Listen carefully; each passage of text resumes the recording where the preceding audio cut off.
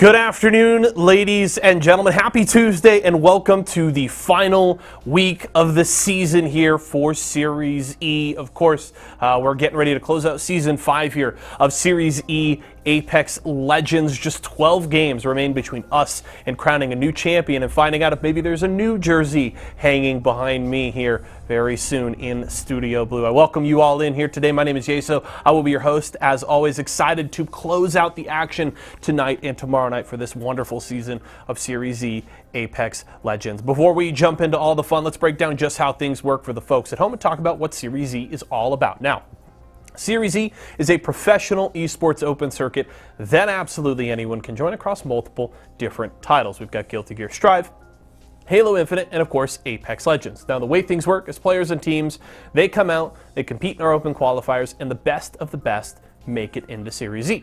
Now, what does that mean for them? Well, players will get the opportunity to sign a contract. They'll get sponsored by one of our partnered brands. They will earn a monthly salary, and they get to compete weekly for points and prize money. In Apex Legends, it's every Tuesday night against other open squads, just like they used to be themselves. And then every single Wednesday, they play against some of the best pros from all across North America. So if you and your friends want to get in on the fun, head over to matcharena.com/ESA to sign up. And of course, if you need any more information, esportsarena.com has you covered. And of course, as we are at the end of the season here in the next couple of days, qualifiers are coming up very soon. We do not have information to release just yet on official dates and all that kind of stuff. But if you want to make sure that you are up to date with all of the news for qualifiers and all that good stuff, keep an eye, of course, on the Match Arena and follow us on Twitter at Esports Arena. We will be having plenty of announcements here over the next few weeks of a lot of stuff going on with Series E, so make sure to keep an eye out on that. But let's turn our focus here, of course, to tonight's competition. Open night, the partnered squads competing against other open teams. And the big battle we're going to be looking at is on our cumulative leaderboard. We're going to pull that up for you here so we can get kind of refreshed on where all of our partner teams stand at this point in the season. Remember, with just 12 games remaining between themselves and crowning a new champion, and also seeing who is safe from relegation. So let's pull those cumulative standings up for you right now. Team Excedrin still holding on to first place, but that margin is so slim with Team Nerf just 13 points behind, right on their heels. Now, the biggest discussion, though, in this final week is going to be that top four, because if you remember, top four this season, safe from relegation. They earn a spot in Season 6. They don't have to play through qualifiers. But of course, Team Mike and Ike have been surging here in the late stages of the season. They now sit, as you can see, just 17 points behind Team Intel for fourth place. Team Vizio, with that about 52-point lead over Team Intel, are likely safe from relegation, but you never know. Intel and or Mike and I could have a huge finish to the season, and if Vizio stumbles here now, the opportunity is still there, but likely Excedrin Nerf safe, they will be back. Vizio, very likely safe, but the focus is going to be on Team Intel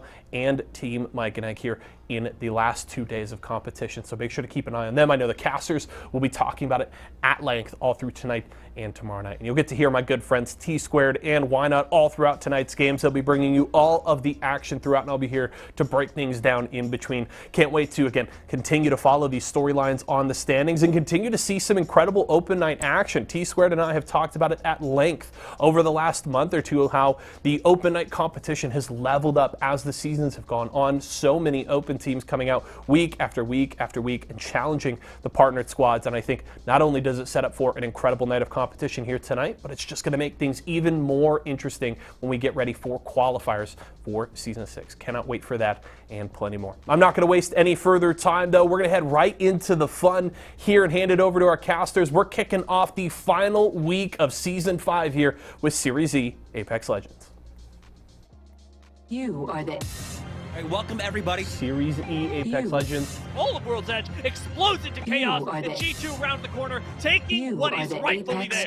Go with our Ash player, Musin follows, and it's going to quickly switch to the Peacekeeper, putting down damage quick as that Fury starts it off with the devotion and does so much work. May have single-handedly clutched it for Vizio, and with the last shotgun shot, does it. Let's get the games underway, man. I'm ready to go.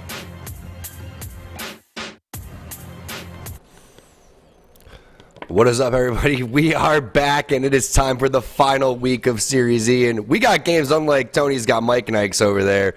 And Mike and Ike is a team to watch out for, Tony. You saw that accumulative leaderboard. Glad to be cast with you. How you feeling? I'm feeling good. All my Mike and Ike is gone, and they better be careful because if they don't perform today or tonight, they might be gone too. Yeah, but we know how good MJ's been playing on that horizon, and everybody else has been kind of filing suit on this team. And if I'm Team Intel, I'm watching out. Really, nobody is safe unless you're in that top 2 area. So let's go ahead and talk about the actual format. If you're just joining us, welcome to Series E. Again, this is our open night. This is where the amateur players go up against our partner teams, and it's your typical ALGS format. First place is 12 points overall, and you're getting 1 point per kill. Not only is everyone trying to fight to get into Season 6, there's also a little bit of cash up for grabs. Yeah, combining those kill points with that place of points is going to be critical. We talk about having those huge swing games and getting big wins, but sometimes consistency will be enough to get you in those top spots, to get you, like you said, that little bit of cash that you mentioned before, and also those place of points. And is today the final? Is that today the final day, or are we pretty much done? I'm sorry, 2 more. Okay, so today and tomorrow. Sorry. Yep, correct. Tomorrow's going to be our pro day, and it's going to be pretty tight. I mean, the race is going to go all the way up until the final game. 12 games total, 3 on World's Edge, 3 on Storm Point, and the same thing going down tomorrow. Also, it's the new split. Welcome to the new split. Kings Canyon, you're out of there. Storm Point, you're in there. I know a lot of our pro players and a lot of our Apex fans are excited about that, but we've been talking about the team, so let's go ahead and take a look at the rosters and find out who is going to be matching up against who. And Tony, we have a lot of great open teams in here. Young Pop-Tart and the Steamrollers are looking solid. You have a lot of different teams that are contesting these partnered teams and trying to take their spot. LTC coming out of the Orlando Esports Arena Walmart location. They've been playing phenomenal. The one thing that's really surprising me, I've been seeing all week, the Wizard Coin has been looking for a sub this entire time, and it looks like they have one coming in that's going to be silent. So you're talking about 2 of the most important nights for Mike and I trying to qualify into that top 4, and you don't even have your normal third in the starting lineup. That must be a bit scary. Yeah, I feel like Silent needs to be sending some gifted subs, or they need to be sending some gifted subs to Silent, because Mar is coming out and Silent is coming in. Also, the race for first. Keep a track of that. Team Nerf, 4C Turns, Messiah. They got their full roster. They have to try to take over Kimchi Lee, Cruisin', Kodagami. All very solid teams. Esports Arena, Team Esports Arena, excited to see how they're going to do. Team Tyson, they're not out yet. If they can put together some really great games, there is a possibility that they can make it into the next season in Season 6 of Series E for Apex Legends today, too. Phase 1 Esports with Rowdy Life, Luck-Based Killer, Zach. I love the way that Zach's been playing. Really impressed with these guys. L Ratio plus M&K with Locks Key and Zanu. Another squad to look out for. It's absolutely stacked. I mean, our open nights have been getting more and more stacked. Surprisingly, these players, a lot of them are rank grinders. So for them to be able to take time off from that rank grind, trying to get their streams going, trying to get those RP points so they could get up into that Predator first, that just goes to show you where Series E is at right now. And it's just great to see, especially with Storm Point coming through. Everyone's going to be getting some really great practice overall. So, Tony, in terms of these open teams, who do you think is going to give the partner teams the most trouble? I mean, every time we see Young Pup on screen, he's always making things happen. And of course, you have Esports Arena. I've been a big fan of them for quite some time. There is literally nothing phony about Phony. The man is the real deal and has been for a while. I think we're watching him way back. I think he played for Intel in one season. Then he ended up on Pringles for another season alongside Fury and Wave joining them. Esports Arena, the real deal. Watch out for them. Love watching Esports Arena play. Not only that, but the compositions that everyone's going to be bringing to the table, a handful of different legends. Everyone's still rocking Horizon, Valkyrie, Seer, all very popular. But everyone's kind of playing into their own playstyle. We've seen a lot of Bangalores. We've seen a lot of Bloodhounds. We've seen a decent amount of Lobas. With that new heirloom, man, everyone should be rocking Loba. You already know. I'm actually mad. I'm trying to decide if I want to just buy it out and get it ASAP, or do I want to wait for me to buy with my heirloom. I've been saving those heirloom shards. I've only gotten 1 pack of heirloom shards, and I've been waiting for Loba's heirloom. You know me, I'm a Loba main, so I'm definitely on the side of Loba.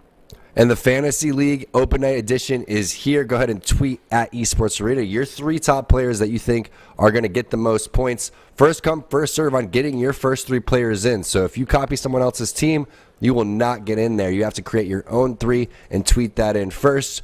And there's a lot of different combinations that you can do. We mentioned some of those names. Look out for Phonyhead. Watch out for people like Turns, Messiah on Team Nerf. Look at the teams that are kind of sitting in first place, and look at the teams that need to make their way up. MJ would be a great pick as well. Tony, if you had to pick one MVP for today, who you got? Oh, you know what? I was gonna pick 3, but you said 1 MVP, so give me MJ. Every single time this man's on screen, he just simply performs. The man has the moves like Michael Jackson. He has the shot of Michael Jordan. The man truly is MJ, so give me MJ. I've quickly become a big fan. I agree. I'm going to go with Messiah from Team Nerf. I feel like, he just got hosted by Hal the other day. He was rocking like 15,000 viewers, so he's ready to go. Former #1 pred, also the most RP out of anybody in the history of ranked. I think that's definitely someone to watch out for, because we're coming down to the final turn here, and you need to be able to play your best. And I really don't even think Messiah has played his best yet. I feel like once Nerf completely goes into full form, other teams have to watch out, because it is a very, very deadly team. Team Nerf, their stock has been rising. They were sitting in that 4th, 5th area week after week. They've continued to kind of rise. And then we got to talk about this Team Intel roster that's on the bubble. They came in, took over James Fearless' spot because there were some roster changes, and now you're going to have these 3 players coming in and fending off what originally was the team in first place. Intel was in first place. They've slowly slipped down and trickled down to 4th place. So we'll find out if they can hold on to that. For Team Mike and Ike and Team Tyson, you got to start off hot, right? You don't want to see Team Intel win the first game, get a big 20, 30-point game, and you coming out with a goose egg. You need to come through, have a big game. You can almost catch up to them in the first, hour today, and you could be neck and neck in 4th place already. For Team Tyson, they got to realize, hey, don't look at the 6th place. Look at the points that need to be made up. 39 points, that's well done in a day. The one thing that impresses me most about these open nights is the amount of experience that we're seeing. Like, Z Davis have been there, done that kind of player. You mentioned Messiah, obviously grinding rank, but also plays in often these one-off tournaments, $1,000 here, $2,000 there. So the experience coming into this style is going to be really important going in, especially when you look at that cumulative leaderboard, which is going to be referencing so much. I also got eyes on Excedrin. Last week was tough for them during that pro night. They kept getting griefed by, I believe it was Luminosity, and challenged on World's Edge, and then even their Storm Point, they were having to fight off at a 50-50, so hopefully they have a little bit of an easier going as far as tonight, because if they want to keep that #1 spot, they're going to have a big turnout. There were a lot of 50-50s, and it was exciting, but what was going on was you looked at teams like Tripods, Nick Merckx' squad. They went over 6 on their 50-50s last time. Sent him a tweet, said maybe you guys should go over to Skyhook, blah, blah, blah. 100 Thieves got involved in this, said that we were going to be chasing them, hunting them down the entire time. So it gets heated. Finding your landing spot is a very, very tough thing. And, I don't think people understand that if you're not able to get your footing in the game, you're not going to get your footing as a team, right? It's the most difficult thing to do is go and secure your spot. And if you don't have a spot, you're just running around, like a chicken with your head cut off. You don't get any loot. You don't get any kills. You start kind of arguing. Like I start pushing Tony. He starts pushing me back. We start throwing Mike and Ike at each other. It's just not a good look. No loot, no kills, no momentum. It'll be tough. I'm just saying I can hold my own. My wingman be hitting. Yeah, I'm on control. I'm just saying it hits right. Without the greasy hands. But yeah, exactly. Grandma, what are you doing? Give me the control. What are you empty the whole mag and missed every shot. That wasn't me, I swear. But I'm excited to watch you guys go at it. I really am. Like I said, lots of storylines here, and that's what I'm rooting for. I never root for teams. I always root for storylines. So that #1 spot being contested and being safe going into next season as well, not having to requalify is a big one. And like you said before, there's only 2 nights. This is your night when your partner teams really have to shine, because when the pros come in, sometimes it gets a bit dicey. Yeah, I mean, the thing is there was teams that were holding their own in the pro night, which needs to give them confidence for the open night. And I'm expecting a very fast-paced night tonight. And when you look at teams like LTC, they kind of slow things down a little bit because they get into the God spot. They set up with that Watson, with that Newcastle. You know that that's going to be their play style on open night and on the pro night. But it looks like we had a crash on the first lobby. And, you know, when it's patch day, when it's a new season, things like this happen. So we're going to take a quick break. When we get back, we'll have game number 1 for you.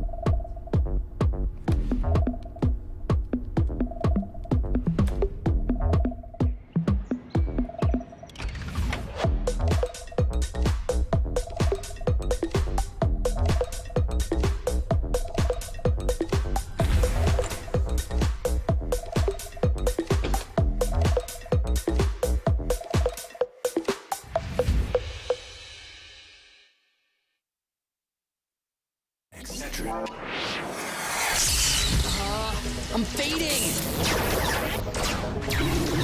One bad headache can crash your entire game. Excedrin relieves headaches fast. Excedrin, game over for headaches.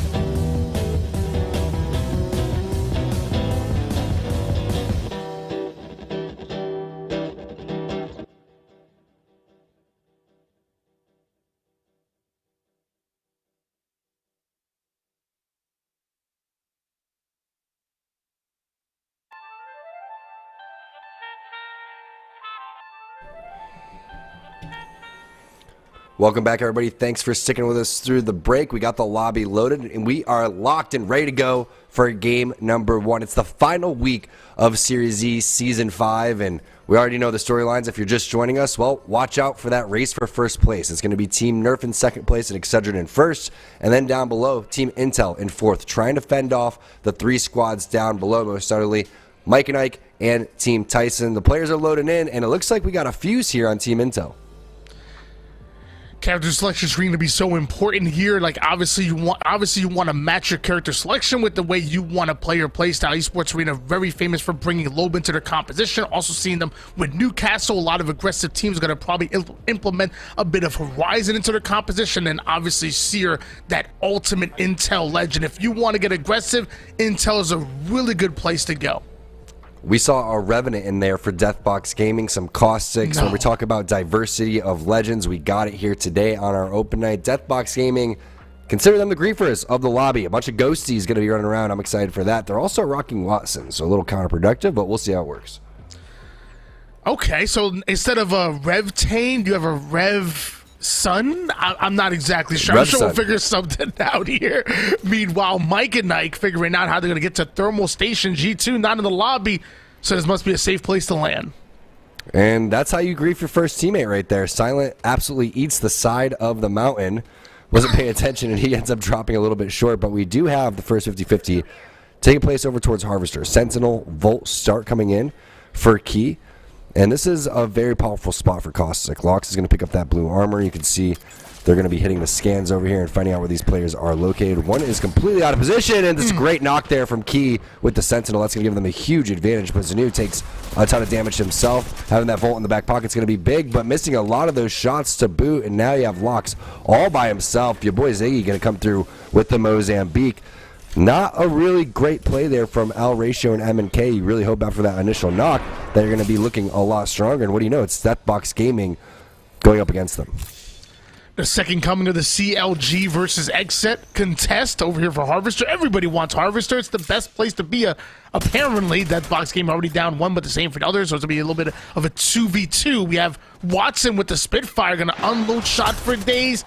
Waiting for the peak 15, but looks like our Revenant players are going to go down, so at least Watson by himself, 126 to the dome. Now a bit of a 1v1, has the RE45 to back him up, hitting the flesh, but so far the 1v1 looks like our Valkyrie is going to heal, and Watson's not going to allow that to happen. The last bullet that he had, Tony, he had 5 bullets left in that as Team Vizio getting into a little bit of scuffle over here towards the Overlook side. Blitz is looking good with this Volt, and they're going to be able to drop Team Razor. Interesting to see Razor going over towards where Vizio is, and maybe that's actually Vizio going towards where Team Razor lands. So a little bit of a grief on the team in last place, a little bit of a bullying going on from Team Vizio. Just like that, we're down to 18 squads. Vizio already having himself a bit of gold armor and going to make sure they get kitted up for their next fight, even having a Team beacon Intel to try to get that intel. Speaking of Intel, Team Intel getting in a little bit of scuffle themselves. Jet gets knocked. Icy is still alive. You can see him doing his best ACU impersonation, but that's going to be 2 down. Tommy is the last one alive over here. Actually, Tommy's on the other team. He got the knock with the PK. Excuse me. He's going to go with the flush as well. And now Icy, who was originally playing on Gibby, they get shot down, and that's Revival Gaming, one of our open teams, taking down the team in 4th place. That is not a great start for Intel. Mike and Ike, Tyson, they're going to love what they see. Revival Games. Okay, I haven't seen that name in quite a bit. I know they host a bit of tournaments themselves, but they can also play. Apparently, Prophet's a pretty decent player, so watch out for him as Revival Game move us down to just 17 squads, or maybe Phase 1 Esports also having that Loba combining with the Caustic and the Valkyrie, so a very defensive composition. Meanwhile, ESA, normally defensive, but looks like a team is getting aggressive onto them. Fury the first one to go down for the team. Can Phony and I believe it's Vatican be able to fend them off? Looks like not. I mean, look at the partner teams just getting slapped right now by the open squads. Can the PK save Phony? It can't. Esports Arena goes out. Team Tyson coming in with a 3rd party as well. Nice job by them, and this is what you're looking for Team Tyson. You want to pick up some early kills. What better than to do it on a team that has dominated this season to give you confidence going forward? The new guys, I heard they're pretty new, Tony. We'll see how they're going to be able to fare off. game number one has been so aggressive, just like that. We were down to 15 squads. The new guys, not new to the lobby, they're going to be reintroduced as Primal looks to push up. Round number one, Hill already closing in. And before we get to round two, we're already down 5 squads. This is crazy. Primal looking like they want to craft a little bit before advancing forward. Not a bad idea. This is the pace that you love to see. LTC, we talked about how they love to play zone. They're already over towards Survey, setting up with that Watson and the Newcastle. Team Vizio coming in from that climatizer area after winning their fight from Razor in the overlook side of the map.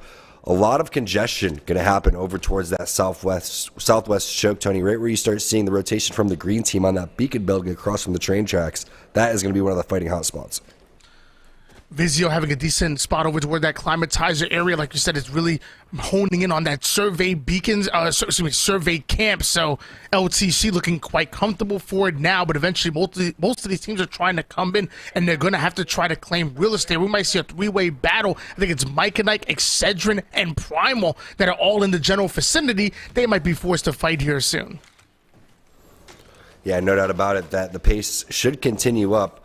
When we're talking about the Southwest, look at the Southeast as well. As you were mentioning, a lot of squads over here. So one of the more popular spots to fight over towards No Name, going over towards Lava Siphon and Grandma's House. It's going to be the Flatline 3X coming through.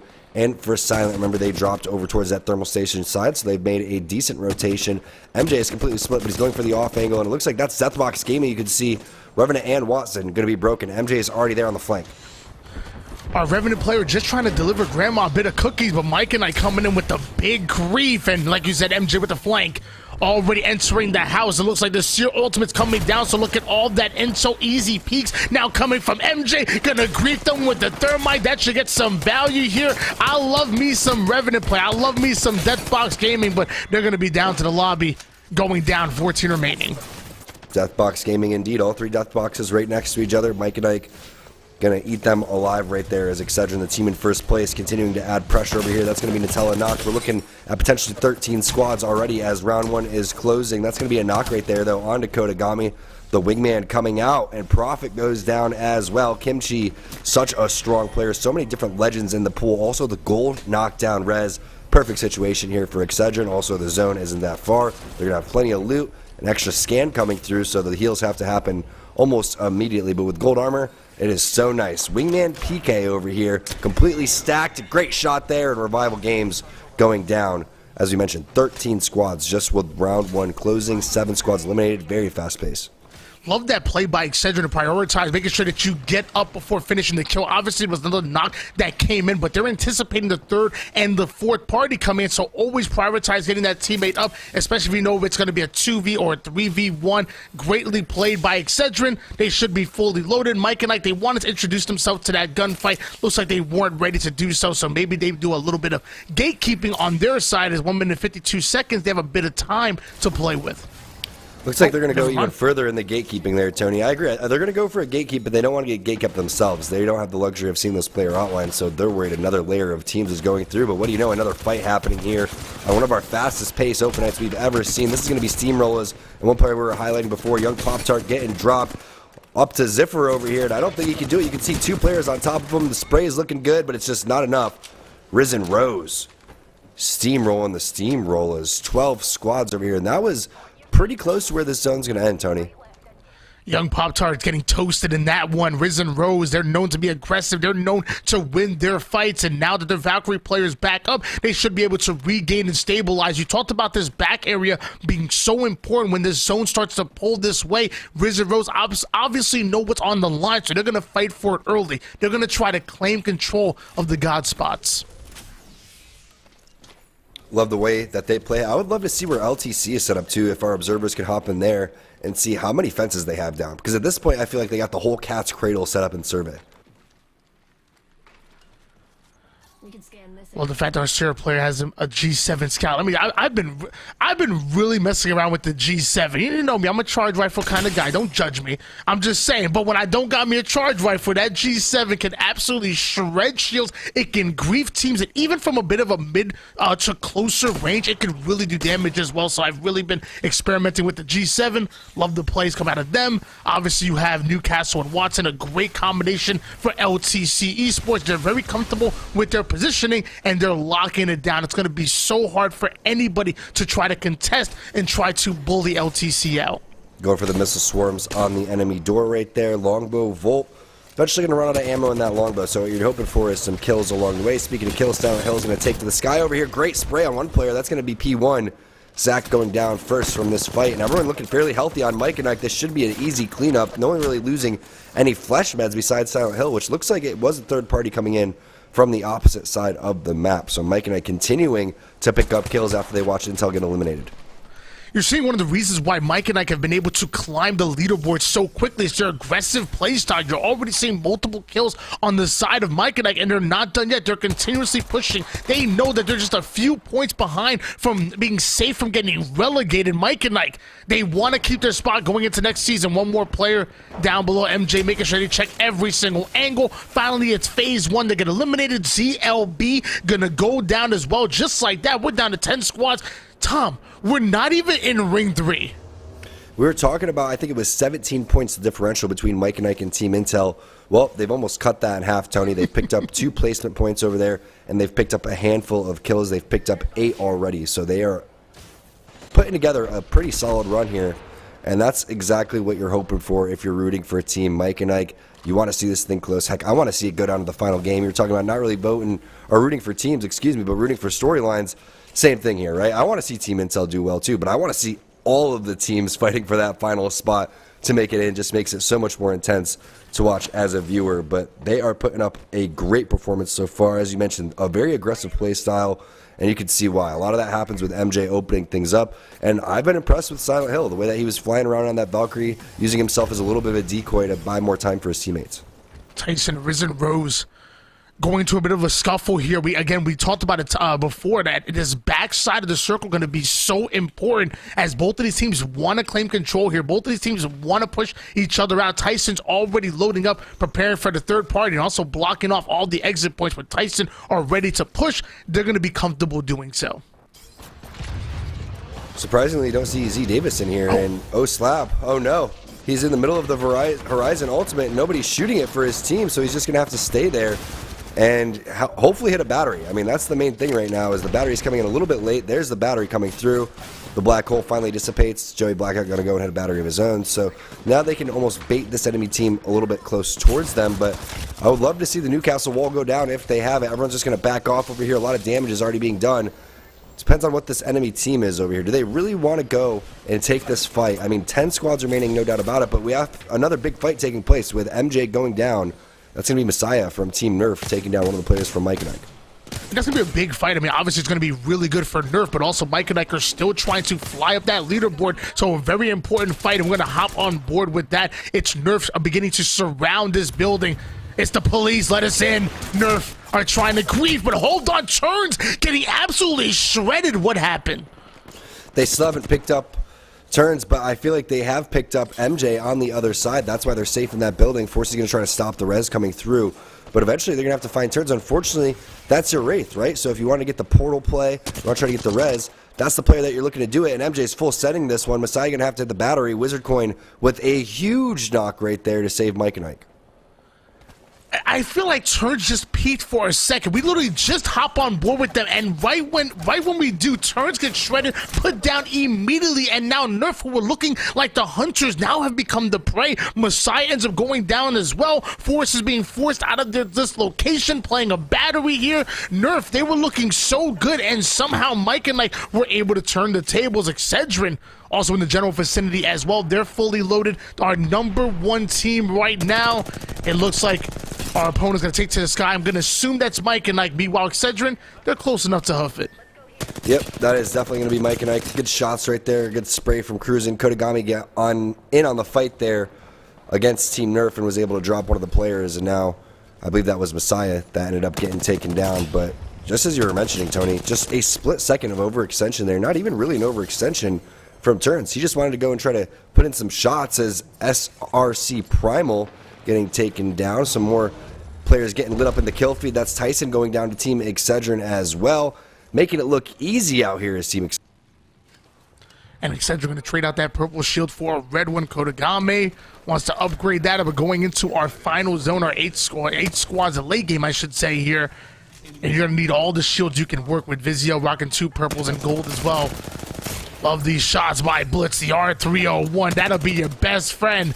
It will shred your shields. It will one-clip if you don't be careful. And Vizio now want to capitalize on the cracks that are coming in, so immediately dropping that sheer ultimate as they look to push up. Bortson gets a beautiful fight. The wingman shots shredding one. Absolutely decimating the second as they take to the skies. You lose your seer player. You also lose Sung as well, Valkyrie. So Borton now by himself. Bit of a 1v1 trying to isolate. Can Born come out on top? Mike and Nike go down. Hopefully the res will come in quick. Vizio win that engagement. Down to 7 squads. And of course, you already noticed Apex. Third party's coming. Forsey trying to get back in there and stop the teams that originally griefed them. And he does stop that res. We'll see if he gets the sound cue. But Borton carried that fight with the wingman right there. Great move right there from Force to go for the armor swap. Gets blue into a red. And now you can see the power of Horizon. So difficult to shoot that Horizon while they're in the air. Also, that passive makes things so strong. Can Borton do it for his team one more time? It looks like Forsey is going to be able to drop Team Vizio, and that is absolutely huge. They're trying to catch up to Team Excedrin, and you do it right there with your teammates getting hyped up. But speaking of Excedrin, they are still alive over towards the hill area, and it looks like they're playing in one of the god spots. So Excedrin in perfect position over here as you see the ping is going down a little bit forward as the zone is going to close. Keep in mind LTC, they've been set up for quite some time inside the middle of the zone. While all that's been happening, a lot of kill points have been taken away. So it's all about getting those kill points as much as possible, but securing the dub. You can see from the players in the top right of the screen, all full squads besides obviously Team Nerf coming through over here. But this is a big fight for Excedrin. Looks like they're trying to push it inside the building. Big spray from Kodagami. Excedrin having to take their time to go through the fences, but now that all of them are gone, they're able to get the damage that they're looking for. Excedrin finding multiple angles to push up here. The nades were starting to fall, but no damage just yet off the screen. Kimchi able to get a big kill. That car going at 1. Now there should be one more player left. The G7 gonna finish them off. FKA end up getting eliminated. Down to 5 squads we go. You can see why Excedrin is the #1 team in here. The infiltration of the building was just so darn clean. Now LTC starting to push up a little bit. Great Arcstar right there. Is that going to be enough? But they're struggling to get inside of the door over here. You can see the gold knockdown shield is really pesky to have to go and deal with. Dan is getting rezzed by Void on over towards the side. And Daniel needs to consider going for this kill and the armor swap. It looks like he's just going to continue to fight and duke this one out. This is going to continue to be a fight taking place with Excedrin, another open squad, and LTC. Is Dan getting rezzed for the second time over here? Someone drop this man an armor swap. I would actually love for our Newcastle, this is a communication on me with LTC. I would love for them to communicate that the gold knock was there. Newcastle grab that gold knock and then go for the res. That might have been a little bit of a better play, but either way, you're getting griefed. Elevator music already in your face. Excedrin ended up going down. LTC going to join them down to 3 squads we go. As you switch on board with Wavy Baby, when things get wavy, baby, you already know elevator music gonna come out on top. Nerf go down. We're down to 2 squads, and both are fully loaded. Yeah, it's going to be Excedrin going up against Elevator Music, one of our open teams, going up against the #1 partner teams. Actually, it's Risen Rose, Trev Stacks and his squad trying to put together a big win over here. And this was a very exciting, fast-paced game, Tony. Round 5 is closing, and we're down to the final 2 squads. That's insane. And that just means there's so much real estate to work with going into this final circle here. A lot more than normally would have. And Elevator Music still feel like they have to take to the skies, try to land on a spot. A bit of damage coming in. Will Risen Rose, let's get aggressive off of it. Not enough just yet. Elevator Music having a chance to really regain. A bit of a head glitch out of Graham. That vault, be careful when it connects, it can do damage. You're already seeing the Horizon Q. Trev Stacks wanted to take to the skies, want to get that early damage, but looks like Graham is still hitting those shots. Uh-oh. There goes the black hole coming through. No barrels being tossed, but the initial knock coming in from Wavy Baby gets answered right back from Trev Stacks. Now we're in a straight up 2-on-2. Trev Stacks going to go with the battery right here to try to get that red armor back up. One problem is they don't have the caustic ultimate coming through. It doesn't really matter, though. They're still pushing through, and Plug Cube was a little bit out of position. Does have one player weak if he can finish that one off, but instead focuses the player directly in front of him. Huge spray. Isn't enough, though, as the armor swap came in from behind. Now it's a straight-up one-on-one with just a sliver of HP, and that is it. Elevator Music coming through with the win. 2 open teams in the final moments, but a lot of points coming up for Excedrin as well. Love the play to isolate that full shields player with the card. Absolutely hit those shots, but eventually it's a 1v2, and he just did not have the resources, did not have the numbers to be able to contest. Elevator Music doing the best they can to make it to the end game, and then executing once they get there. That's going to be a big win from Elevator Music. Love the way that they played that one. I think both those teams did a great job of getting towards the most important head glitch in that area. Those train tracks are really great for kind of laying down peak shots and maneuvering around. So from the skyward dive to get to that point and the 50-50 that was taking place on the train tracks, you really couldn't ask for more. And we're starting to see what today is going to mean, Tony. I mean, these players are coming out absolutely swinging. We saw multiple 50-50s going on from Overlook to Harvester. We saw teams rotating like Mike and Egg from Thermal Station, picking up a lot of kills along the way as we go through some of our highlights from game number 1. And we're going all the way to the beginning here. This one, Death Box Gaming, were able to win their 50-50 early on for that Harvester control. We're going to see a bit more going in. And just a big shout out to Elevator Music, because I'll be honest with you, I thought there was a chance that they might end up going down, and they really had to clutch it out. They took to the skies. They landed on their spot, was even able to defend while their player heals up a little bit. So just from their defensive tactics all the way into when they got offensive, when they were fully loaded, I thought it was great. And even though their opposition was about to go for the 1v2, was really feeling themselves, they still were able to clutch it out. Elevator Music earning that game number 1 win. Now the question becomes, can they continue that momentum? Can they keep that same energy going into game 2, going into game 3, and then eventually going into Storm Point? So many great plays come to mind as we watch these replays, right? When we saw that 50-50 right there happening over towards the Overlook side, but also when Team Vizio was fighting against Mike and Ike, and those wingman shots from Borton were so exciting. And this is when you saw Team Tyson coming around and dropping Esports Arena over towards the landslide area. They ended up rotating, unfortunately, weren't able to pick up the kills that they were hoping for, but a very aggressive early start from Mike and Ike makes you wonder if they're ready to play, and I think they answered that question immediately.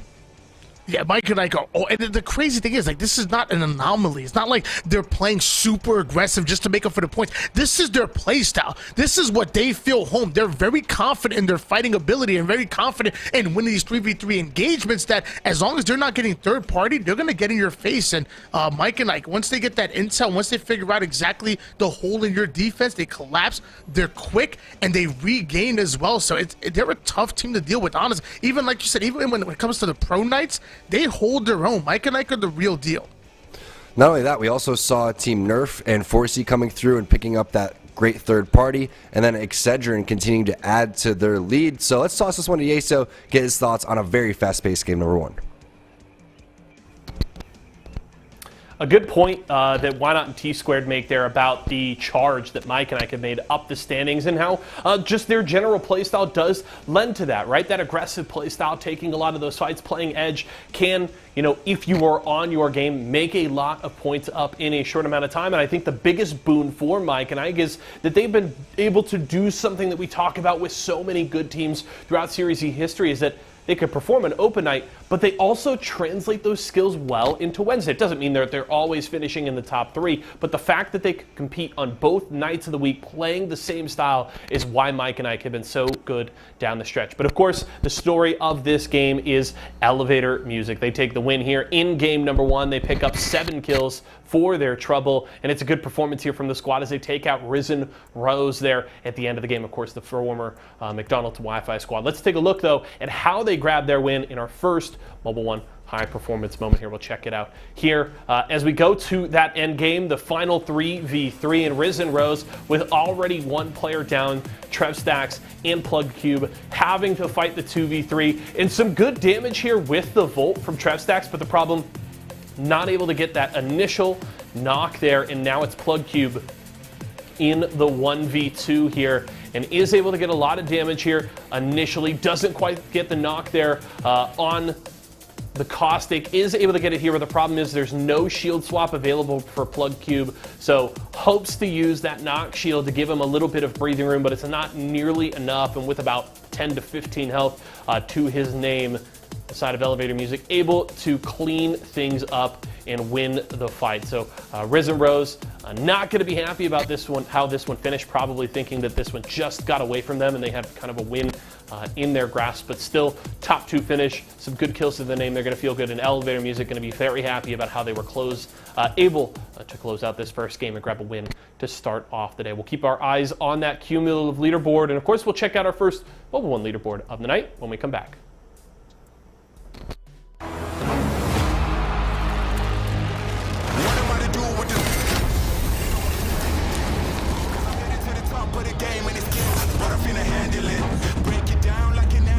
I'll be loading up, they wanna package this. Pray for peace, pacifist, I'm never old enough to give a promise.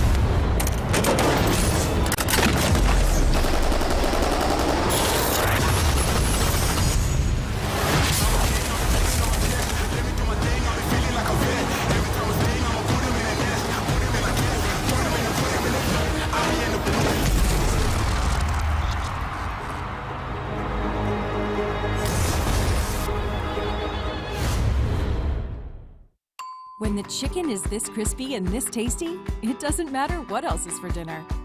Tyson crispy strips are so delicious, they'll be your favorite part of every meal. More crispy chicken, more family faves, more to love. Tyson.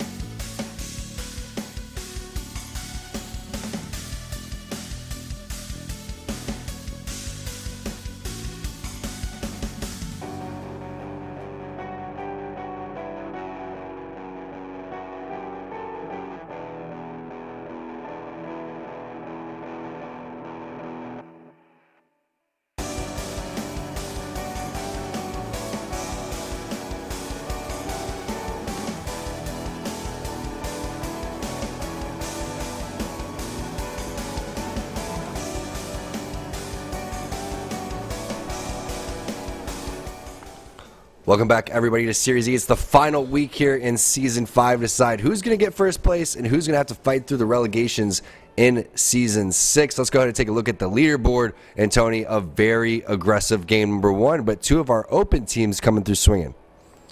Yeah, we have 19 points being accumulated by Elevator Music. Right behind them would be Risen Rose, obviously having that second place finish at 15. Team Excedrin at 13, and already having 4 teams in double digits and 2 teams pretty close to it. That was a great game number 1. If that's any indication on how the rest of the game's going to go, we might see someone scoring 200 points by the end of the night. Yeah, no doubt about it. And the accumulative leaderboard as well, when we're talking about all of our partner teams. Excedrin sitting in first place. Nerf's trying to catch up with them. Excedrin boosted that by 3 points.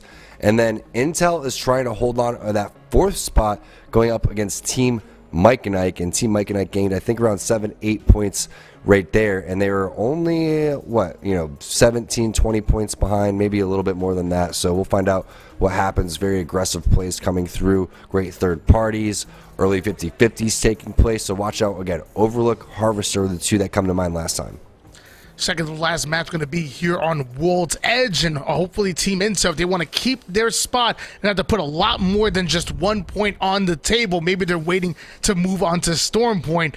Either way, dropping onto World's Edge again. We're going to start on board with Elevator Music. I think they played absolute lights out. They held their own against a very capable Risen Rose. We've seen what they've been able to do time and time again. So Elevator Music, you've earned the spotlight. Landing Geyser, I'm not mad at that.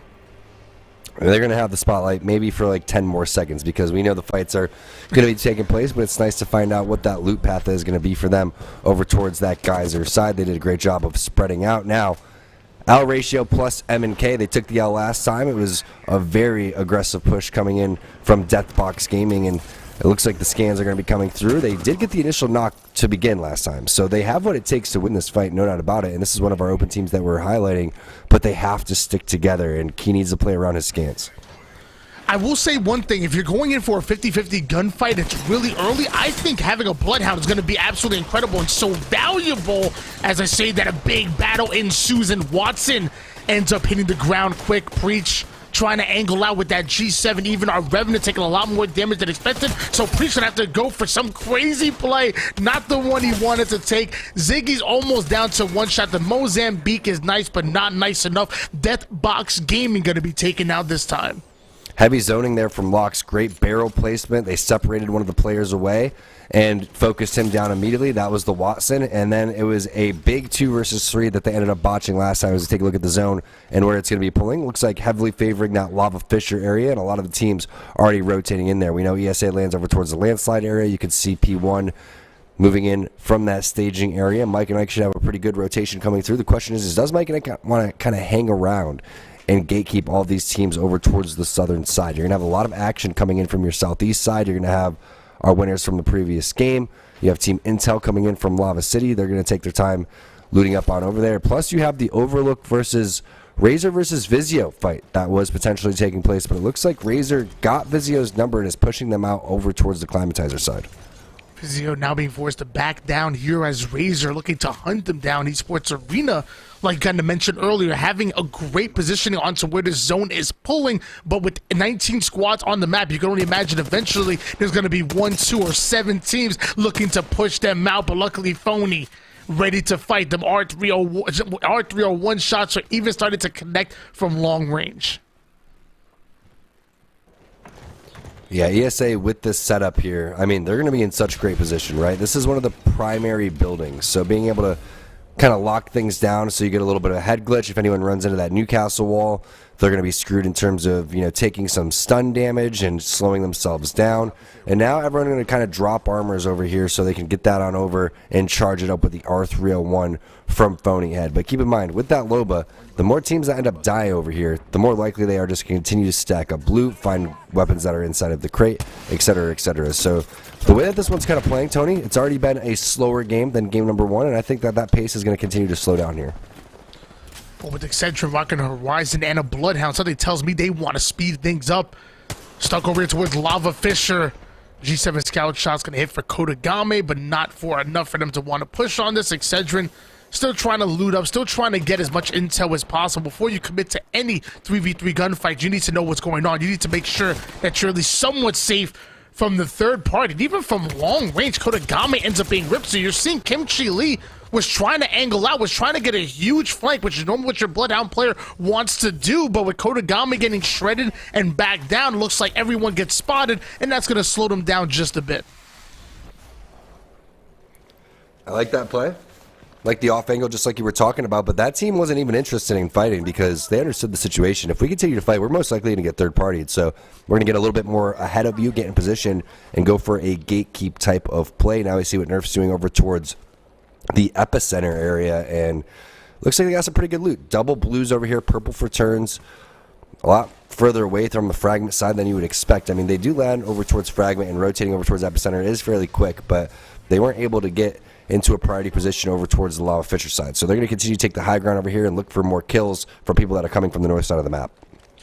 I love the positioning by Nerf. Obviously, they have to, like you said, make their way into the zone eventually, but they have a little bit of time to play with, especially when they're looking at gatekeeping it out. If you have a team that's sitting at that ultimate high ground as you're trying to cross over, it can be a real nuisance. So we'll see if that ends up paying out for them. Meanwhile, LTC, along with at least 2 other teams trying to claim area early. These buildings are obviously really important to hold down, especially if you have a new castle, but be careful. You better be ready to fight, because eventually when those teams start to close in on you, you will have to hold them out. It's like half of the wall right there is Daniel looking for some blood on the players in the air, and smart by everyone to kind of split up over there, and also some aerial moves coming in for P1. Phonyhead going to get the knock right there as they move inside of the donut building, but unless they're able to grief them, and they do, big sentinel headshot there to give ESA the kill. But more importantly, stop P1 from getting that res onto Zach. We do know that there is a respawn beacon inside of Lava Fisher, but knowing that there are so many teams in the vicinity, it's going to be fairly tough. But this is a team to watch out for. The team in 6th place, trying to make their way on over towards 4th. They're going with a little bit of a slow play style over here. Z Davis missed out on game number 1. He's back here for game number 2. We'll see how he's going to be able to fare now. Love the thought process here for Tyson. You know this area's going to get pushed tons, so might as well set up those armor swaps. Might as well get value here, so this way when you do get pushed, you can literally send waves of attacks over towards your opposition. Now we're seeing Valkyrie try to angle out a little bit better. Be careful. Not the most movement in the world, so if they overcommit too much, eventually they might end up getting caught out. But Tyson did a great job of preparing for the worst, and now you have Crozo just holding out with the G7 Scout. Like we said, at least 3 soon-to-be 4 teams already early pushing, early taking control of the building. So these teams are getting value out of kills from outside the zone. Will have to fight their way in, and we already seen P1 try to do it, and how tough it can be. It will get even tougher as the zone gets smaller and smaller. Intel already down in Jet. Trying to get some value in the flatline. Those are some good shots, but eventually they want to try to get Jet up. It's going to be really tough to do.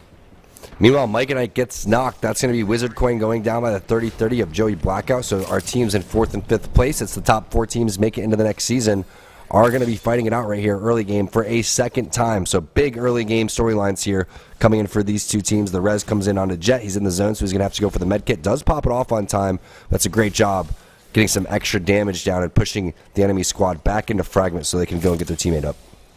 Love this rotation by Risen Rose until they get spotted by at least one. Trev Stacks able to put down massive damage, and now you're seeing the rest of Risen Rose try to get into the fight. The problem is that Storm is griefing them, so the syringes will force them to slow down just a little bit as they are hunting their prey. It looks like Dutchy will end up going down, or at least getting finished. FKA in a bit of trouble as well. You finally have our Loba, who's able to heal up a little bit and get within the storm, but teammates are left behind. Longbone Malone. You wonder if he uses the long bow, and we call him Longbone Malone. And that'd be a tongue twister. You know, I feel like FKA could potentially go back for these banners over here. Imagine how OP it would be, Tony, for Loba if you could go in almost like a crypto style, put that black market down, and grab your teammates' banners. I don't know if you noticed, but Longbone Malone, that was my nickname in college. I was a big Post Malone fan. Huge Post Malone fan. Saw him fall through, he ended up falling through the stage here in St. Louis when I went to his concert, but we'll save that for another conversation a little bit later as SRC Primal is taking down some damage over here. It's a 2-on-2 situation. I like the play to get into that jetpack area. ZLB going down as the 18th squad. By this time, last time, we had about 12 squads remaining. So, again, a much slower pace here. A lot of teams setting up over towards Lava Fisher, trying to get on over towards that end game. Dog is going to be popped here for Kimchi Lee. He's going to be able to hit some scans here any second now. And once that happens, they're going to continue to push on up. But you can see where the player outlines are going to be. Longman Malone gets eliminated. FKA going out. They finally were able to track him down, maybe because they saw where the Loba ultimate was coming from. Sung gets a knock with the charge rifle. Tony, I'm sure you're stoked about that one. But here comes the push from Excedrin. The problem is a lot of this Bloodhound ult has already been used. Yeah, normally when the Beast of the Hunt ends up getting popped, you look at the team to get really aggressive, but slow and steady might win the race or might cost you as Kodagame ends up going down. We do see some knocks on both sides, but Excedrin go down too. That leaves Kimchi Lee by himself without that ultimate to work with. Eventually, Excedrin end up getting eliminated, and Razor going to be rewarded with a bunch of loot. It's always tough making that uphill push, but that was a little bit staggered coming in for Excedrin, and you also saw Razor postured up with a pretty unorthodox composition. It ended up working out for them. They were able to pick off one player, isolate the rest of them, and make that virtual 3-on-1 to end the fight. So that's a very great job from Team Razor, continuing to add points to their total. 15 squads remaining. Team Mike and Ike, they're posturing over towards the edge over here, Tony. Remember, they were going to be the ones on the edge looking for a lot of kills. They do land over towards Thermal Station, so they haven't moved that far. Love that MJ is rocking that flat line. If you can control a bit of recoil, you can get so much value out of that flat line. I'm more of an R301 kind of girl myself. Definitely, it's a little bit easier without that recoil, but if you can control that bit of recoil, really go with that flat line, get that value from the massive hip fire damage it can do, and also get that value from mid and even long range as well. Vizio getting pushed. Flatline and Peacekeeper in hands. The pings are coming in. They know that there's multiple angles they have to watch out for. Borton gets a decent amount of damage, but ends up taking a lot more than expected, so Borton ends up going down. Sung letting that thing sang and getting a good angle with the head glitch, but he's going to be taken down to clear the one shot as well. Vizio were looking good moments ago, but now they're in trouble. Yeah, Vizio on the ropes out here. Sung with just a sliver of HP as Blitz is going to go and hit that cell, but they do have them on the scans, and they're not able to make the moves that they were really hoping for. Not only that, they're about to run into another team, so the Skyward Dive, the perfect situation here, but Sung is going to be very weak, and they just get eliminated in the air. Revival combining with Team Intel for some big kills, and now potentially a 3v3 between these two teams. High risk, high reward there. Revival Games able to pick up the pieces that were left behind. It looks like they want to continue going forward, but a bit of shots, a bit of fuse attacks going to be coming in. That'll slow down the Tella just a little bit. Revival Games now going to loot up quick. Try to catch angle. You're stuck between a rock and a hard place. You have that storm right behind you in 1 minute and 22 seconds to decide, are you going to hard fight? Are you going to hard rotate? What is their next move? And I love that little flying camera that we got before we saw that fight taking place. But speaking of fights, we got another one over here, and Razor is looking smooth out here. They're looking like the #1 team. The way that Sang's moving around and making that PK saying as he's going to take on over towards the sky, and it looks like he's extremely comfortable on this Mad Maggie, which we thought with the new patch notes that came out in the previous season that Maggie would be a little bit stronger and a little bit more viable, especially because it counters a lot of the gibbies out here. But where are the rest of the players over here? There's only one more person on this team, and it looks like Sang was doing it all until Boxa T shows up. And SRC Primal going out in 14th position. This is looking like Razor's game if they can continue this pace. Ladies and gentlemen, we have a new kill leader here, Razor.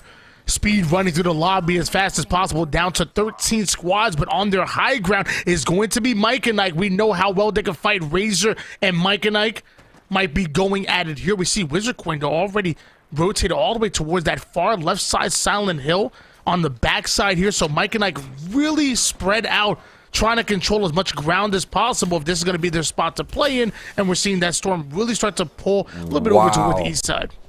What a zone pull. A very unorthodox pull. It means all the teams inside of Lava Fisher have to fight, and it's already taking place. Attila inside of the black hole. Great spray throughout all of that, too. Taking a little bit of thermite damage. They dropped the new guys in 13th place, but we saw in that mini-map there. Great job by the Observer team pulling that one up. There's still about 5 or 6 teams over here because we almost had all of our money on this Lava Fisher ending, but it pulls a little bit over towards where Nerf was on the train track, so great job predicting that zone from Team Nerf. LTC is even surprised because they've been set up over there for quite some time. So it's all about playing that bridge there. We know that you can kind of triple or quadruple stack the bridge, Tony, in terms of where people are going to be set up. Also, this no-name area across is going to be very important as Z Davis takes a lot of damage. MJ coming in with the black hole, taking damage through the wall as well. And this is looking so clean for Mike and Nick, but they have to finish it off because there's going to be multiple teams in here. Also, Team Intel fighting as well. So the teams in 4th and 5th place are going to pick up some kills here. Mike and Knight with the high IQ play to push as aggressive as they did before the Watson was able to load up, and even throwing that Horizon ult right outside of the building to get value, pulling them through the wall. No chance of breaking that. Mike and Knight, they know how to push, they know how to get aggressive, and they win that gunfight so easily because of it. Now using Intel, really griefing this trailer. A couple of grenades can really be valuable for Intel right now, as it seems like it's only a matter of time before they're able to get that initial damage to get aggressive. Luckily, a Seer ultimate coming down for our opposition. The same for Intel, might slow them down just a bit. Knowledge is power. Yeah, great Seer ultimate there on the corner of this blue trailer over here, but I'm surprised no one has really shot Team Intel in the back over here. They're also allowing teams to heal inside of this bubble. There's the spray through the window. Abruptcy going to go down with the scout there from Icy, and Team Intel starting to gain momentum over here. They are in a little bit of that zone too, so this trailer is absolutely huge, and you know it's the last legend you want to go up with. When you are stuck inside of a building, it's going to be Rambo on this fuse. Yeah, I can only imagine. You're sitting in the trailer like, you're like, I really hope this is not Intel. I really hope this is not a fuse. And then that first knuckle cluster comes in, and at that point, you just want to press start, return to the lobby, because you already know all that value is going to come in, and the same with the car shots, forcing Gibby to come in with yet another bubble. But with that early bubble, eventually there'll be no more, and once that runs out, Intel might get aggressive off of it. Esports Arena getting aggressive indeed. We talked about Grandma's house being great to hold down for a bit, but you also have to be willing to fight because teams wanted to.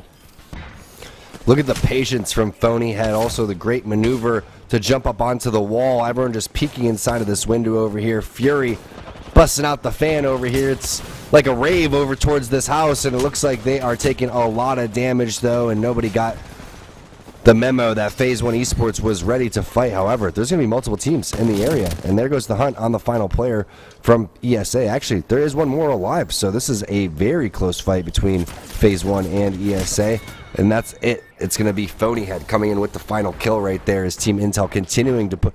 is there another team in this trailer? How is another team in here?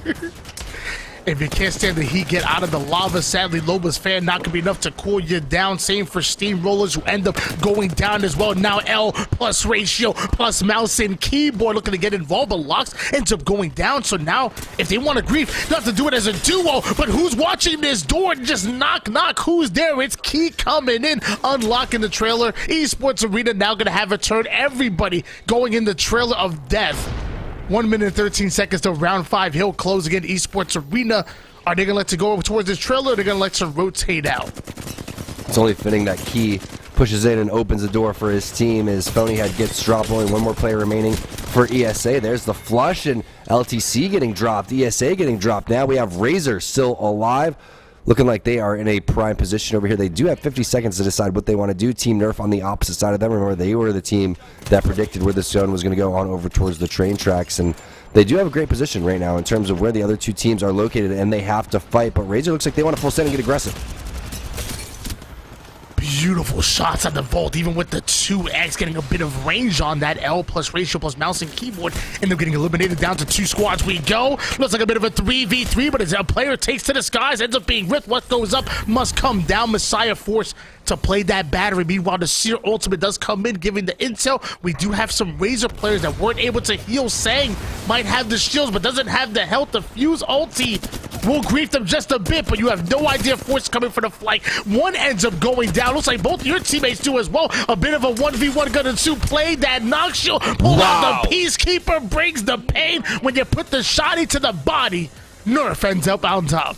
The dude has been going absolutely nutty today. He had a great third party in game number 1. This time he pulls off a virtual 3 versus 1. Yes, it was a 3v3, but both of his teammates were knocked. Comes in, slides in, gets that first knock.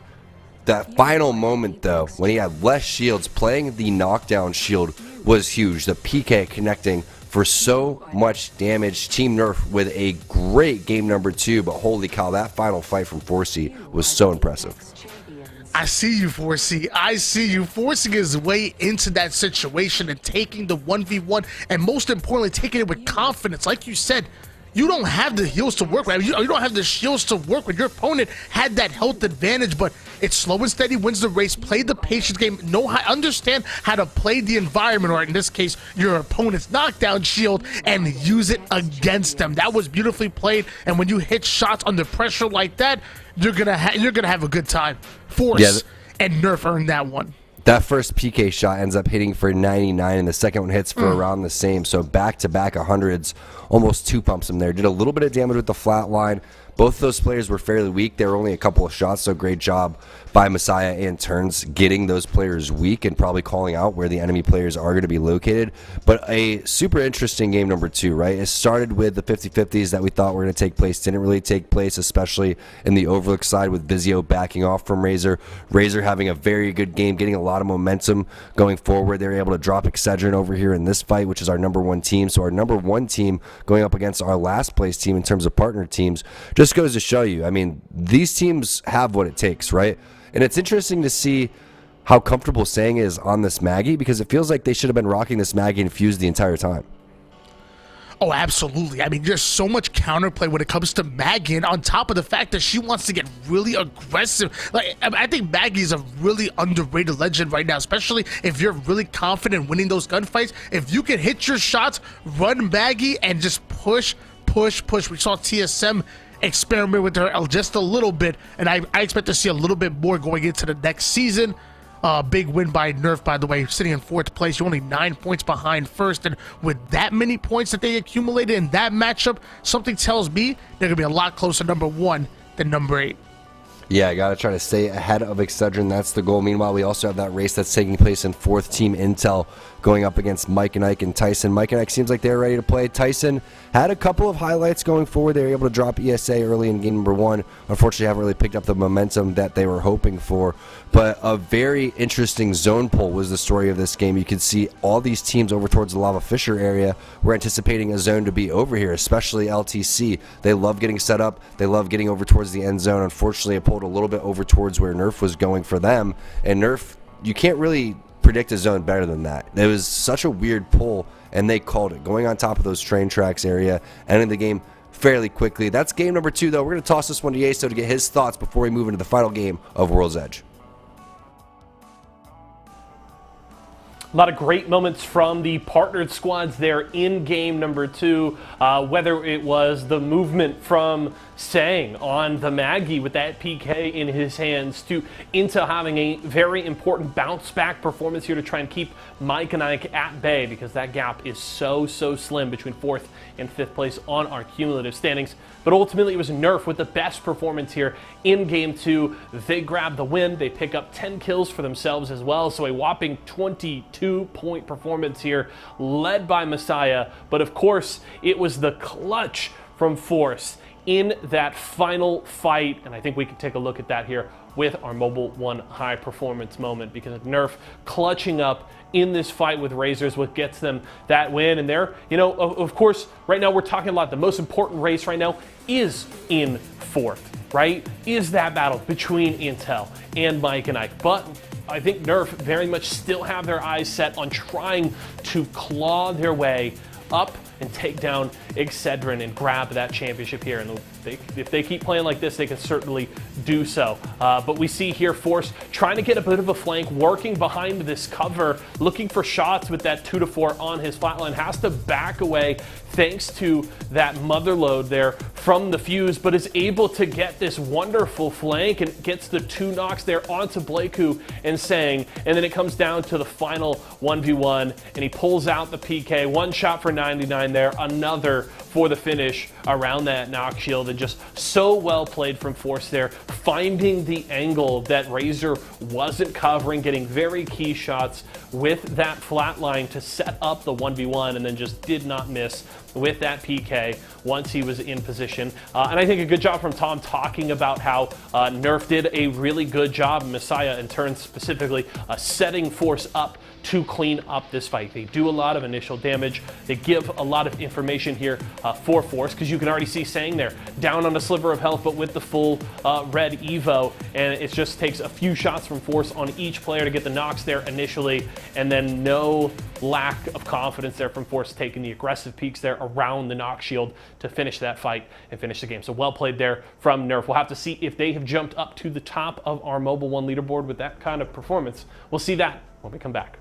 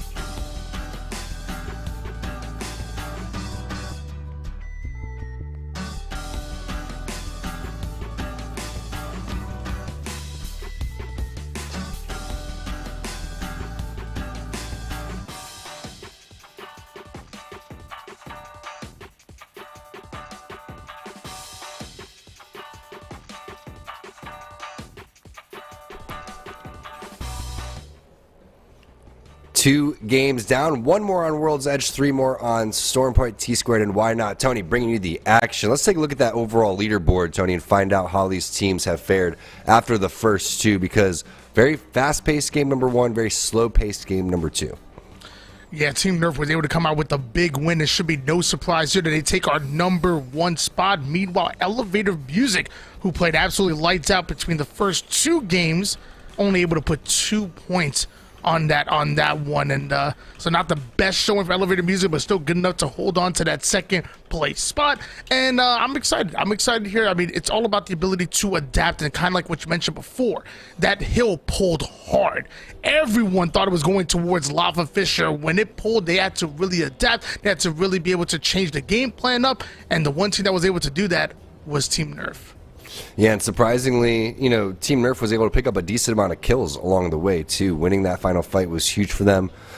They pushed out a lot of the kills that Razor was trying to get, and they were able to clean those up, too, in that final moments, because Razor understands the situation that overall cumulative leaderboard, they are at the bottom trying to make the way up, and that's why they're playing this Maggie Fuse combo. And we love what we're seeing out of Team Razor. I mean, they picked up some great fights. They were picking up a decent amount of kills. The confidence seems to be there. So all of that kind of coming together for them. But is it a little bit too late? We know how far they are down and how much they have to catch up to teams like Team Intel, Tyson, Mike and Ike. Nerf doing a lot for their stock, though, catching up to potentially Excedrin to take over that first place overall. Now it's game 3. Everyone in the dropship trying to find their spots, taking a look at the team that won the previous game. Now we saw some great play from Forsey at the final moments. Yeah, although it was Team Nerf that came out with obviously the win and was able to put up 22 points, which is obviously quite impressive. I mean, almost as impressive would have to be Team Razor. I mean, you literally had a 15-point game. You go from 0 to 15 points in just one game, and if they can continue that same energy with that same composition, they might fly up the ranks. You know, replicate that, you'll end up in second place if, you know, other teams aren't able to get some big games themselves. Now we look at the Storm pulling west side. Looks like over towards Lava Fisher again, but I feel like I've read this chapter of the book before. Yeah, we've been fooled before. And typically the best spot that you could really pick up here is kind of in that U that spells out Lava Fisher, because that building isn't that far from where the rotations are. And if you are on the southern side, you know, all those teams that set up on North Lava Fisher have to rotate towards you. Team Intel taking their fight on over towards, it looks like Big Muck, and they are losing out on a couple players. It's all up to Icy over here with that EVA 8. Great movement. That player somehow still lives, and Team Intel going down. Here comes the third party from Elevator Music, winners of the previous game number 1, and they land over towards the Geyser side. So here they come, sending it. Graham on that caustic, getting aggressive. Yeah, they want to get into the third party, be able to pick up the piece that are left behind. The problem is our opposition had plenty of time to regain. They dealt with that fight so quickly, but Graham connected with the R99. Beautifully played, playing their life. Now jumping up, can't quite find the hip fire. Elevator Music end up 2 down, and looks like just 1 remains, a 1v2 versus Revival Games. Revival taking down potentially 2 really good teams. I love the thought process. They're getting aggressive. You can see how much HP everybody had, but now you are looking at a 3v1 situation.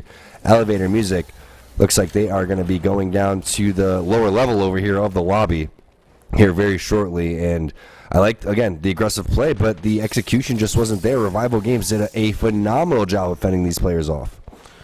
I mean, they were just so quick, though. Like, by the time Elevator Music came in, everybody had done their armor swaps. That fight was clearly done. They were literally just a tick behind, and Revival Games were able to regain. And like you said, I mean, they played it well. That's 2 incredible teams that they're able to beat out. Meanwhile, another incredible team as well, Vizio, looking to get into a fight here.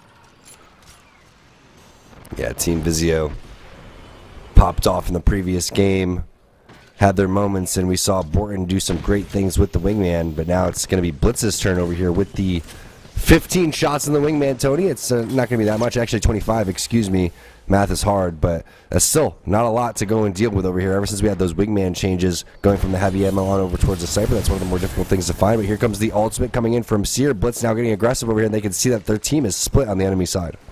And one thing I'm noticing with Blitz that you don't have many resources. You literally have to steal a battery off of your teammate just to be able to get back to full shields. And now you get shredded. You have no shields to work with. They have to commit to this fight, and they're going to have to win it 45 to the dome. Coming right back with the wingman. Eventually, Blitz gets Blitz Creed sung. giving up the height advantage to drop down, get those shots off, just barely running into that railing. That's going to throw them off guard. Razor in a bit of a 2v2. It might be a 2v1 here. Initially, not being able to knock Boxa T was huge, but now that's the 2 versus 1 for Razor, and they are able to eliminate Vizio, and a little bit of body disrespect coming in from them, and you can see the confidence is oozing today from Team Razor, and rightfully so. This composition really working out for them. The shots are connecting onto Infidium FPS from Fluxan, and this is some great scout shots coming in from Flux as the res from Trevstacks is hitting from behind. Am I going crazy? Where's the Seer ult going? Is it floating away? It's going away. It's a home run. It's in the sky right now. I must be tripping. Did the Seer ult just float to the sky? I don't know. I saw it going into the air, but you never really know. Things are a little bit, wonky when it comes to the new seasons and the new patches for Apex. We know that the new split came out today, so the new Seer update nobody really knows about. I wouldn't mind if the Seer ults, all Seer ults, just flew into the air.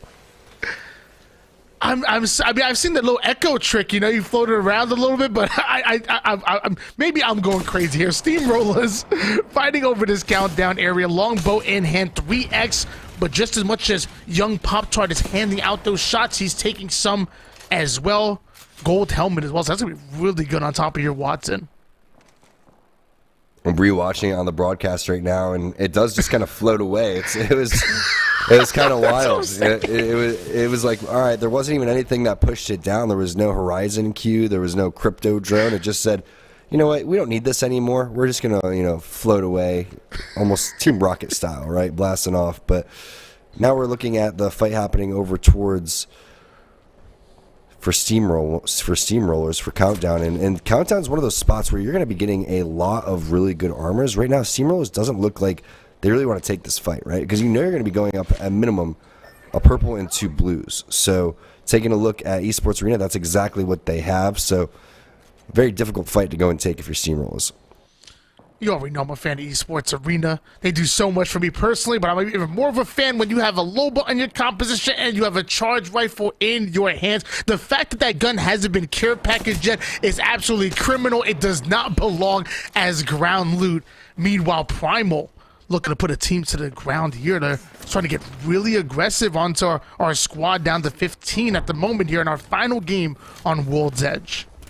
Ping is going down. You can see the heartbeat coming through for Primal, and they're trying to continue to move forward with this Car Hemlock combo. First time we've seen the Hemlock coming in for today. The 1-2 scope. Typically you see like the 2 or the 3 in that situation. Searult is down, and instead of the Searult floating away, it's going to be ZLB floating away, but the Longbow connecting and more damage coming in. Great initial knock. And great shot there with the Longbow. Not an easy shot to do. We know that the changes from Valkyrie make it a little bit more easy to shoot in that type of situation, but now Mike and Ike is looking to capitalize on this aggression. Oh, but right when MJ thought it had the angle, was forced to back down and catches a longbow shot to the shoulder, forced to slow down just a bit as Mike and Ike, their position are being revealed. They know, their opposition knows exactly where you're coming from. It looks like they're not scared whatsoever. They're still going to want to push up, angle out with this G7 Scout. 68 plus 34. I'm not good at math. All I know is that player might be cracked. Yeah, don't put that on me, Tony. Don't pass that one to me after you say the numbers, all right? As MJ is going to go and toss down the black hole, and looks like he's waiting for the right opportunity because you see a third party is coming from behind, so maybe a little bit wasted there trying to just find one kill with the black hole. Typically you want to toss that on an entire team, but this is Excedrin moving up from behind, and this little Dorito building sees so much action overall. Tyson getting eliminated in 15th place. Not a good start for Team Tyson on World's Edge before this game started.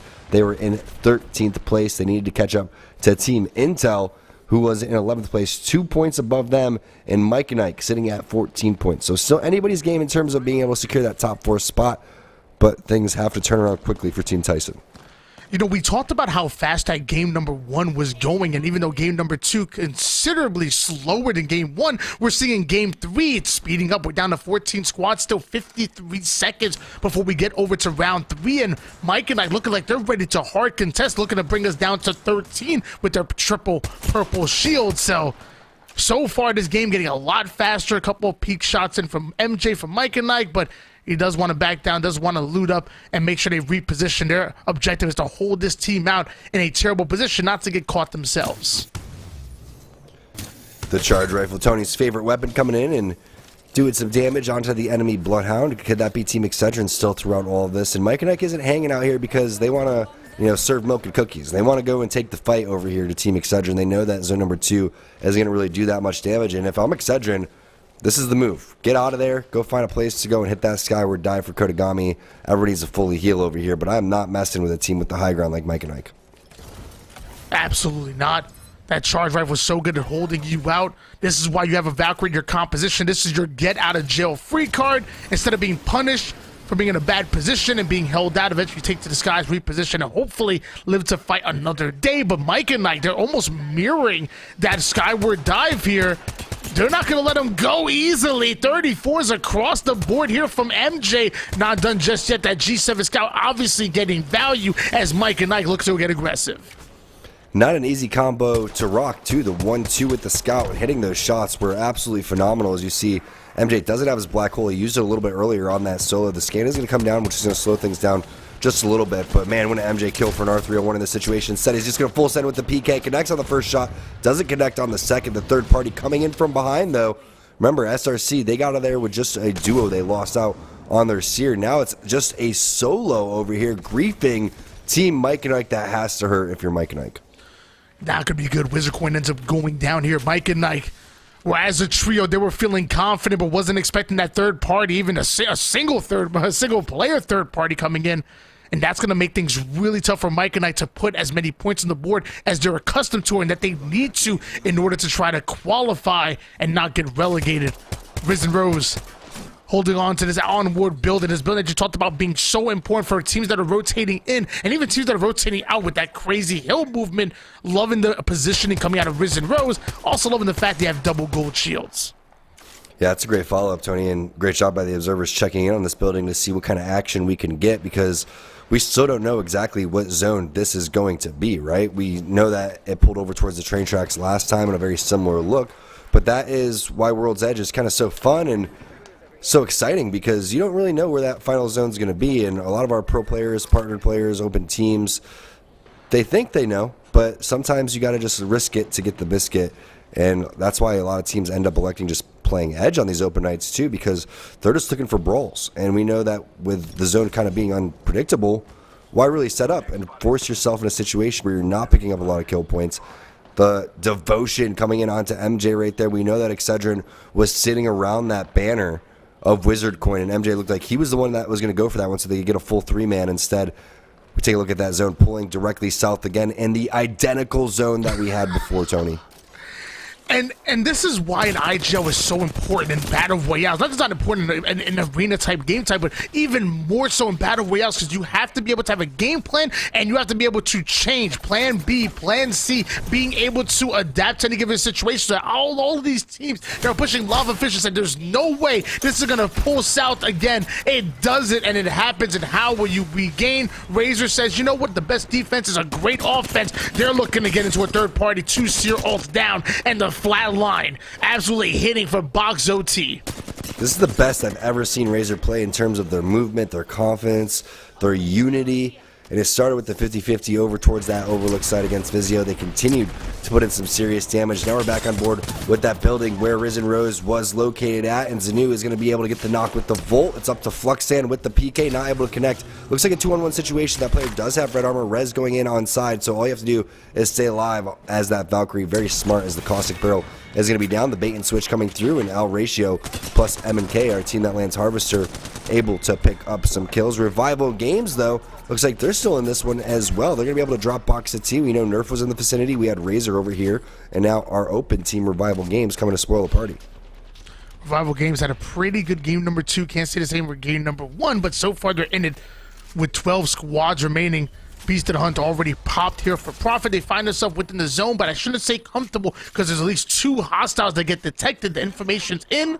Double scans, you better have that intel. Of course, it's going to be Nerf sitting up high and mighty. And it looks like SRC was getting dropped by Mike and Ike, which is a little bit of a revenge there. It was Silent Hills, the last player alive, coming in and being able to do that. I'm not quite sure if they were able to get the res on MJ. Meanwhile, the fight still taking place over towards this building, Phase 1 Esports, with some big PK shots coming in from Zach. The caustic gas stopping a lot of that visual clutter. No batteries in the back pocket, so it's going to have to be the slow heal onto the cells, and doesn't look like luck-based killer is available for a res quite yet, because you can see exactly where the players are going to be located. It's going to be an armor swap, but a broken one, and now another team coming in from the side. It's still L Ratio plus M&K coming through and plunking people apart with the PKs, and now you can see the missile swarm coming through, but that was just the news, and another great team fight coming in from one of our open teams. They are going to be able to get the res over here. Esports Arena doesn't look like they want to go and push this one, and things are going to slow down here just temporarily with 10 squads left. Problem is they did not have the numbers to work with. It's 2v3, and eventually they go down. We see that Phony had swapping that 4x8 scope on the charge rifle, now having a 2x4, so should be able to hit a bit from closer range, a bit more consistently here, especially if they're happy to be playing on controller. Love this positioning by them, but eventually 42 seconds, they will have to move up. Meanwhile, we have Longbone, Malone, and friends holding things out. Steamroller's right above them. Steamroller's having that positioning to hold them out, but nobody's gonna, I mean, I highly doubt they're gonna drop down and really try to hard contest here unless they're forced to.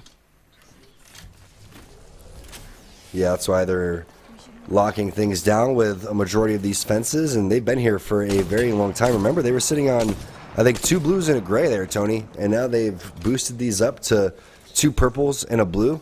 ESA rotated out of there a while ago, but the Skyward Dive has to come through, and it's going to be a tough blind rotation coming in for the Steamrolls. We'll find out where they elect to go and set up.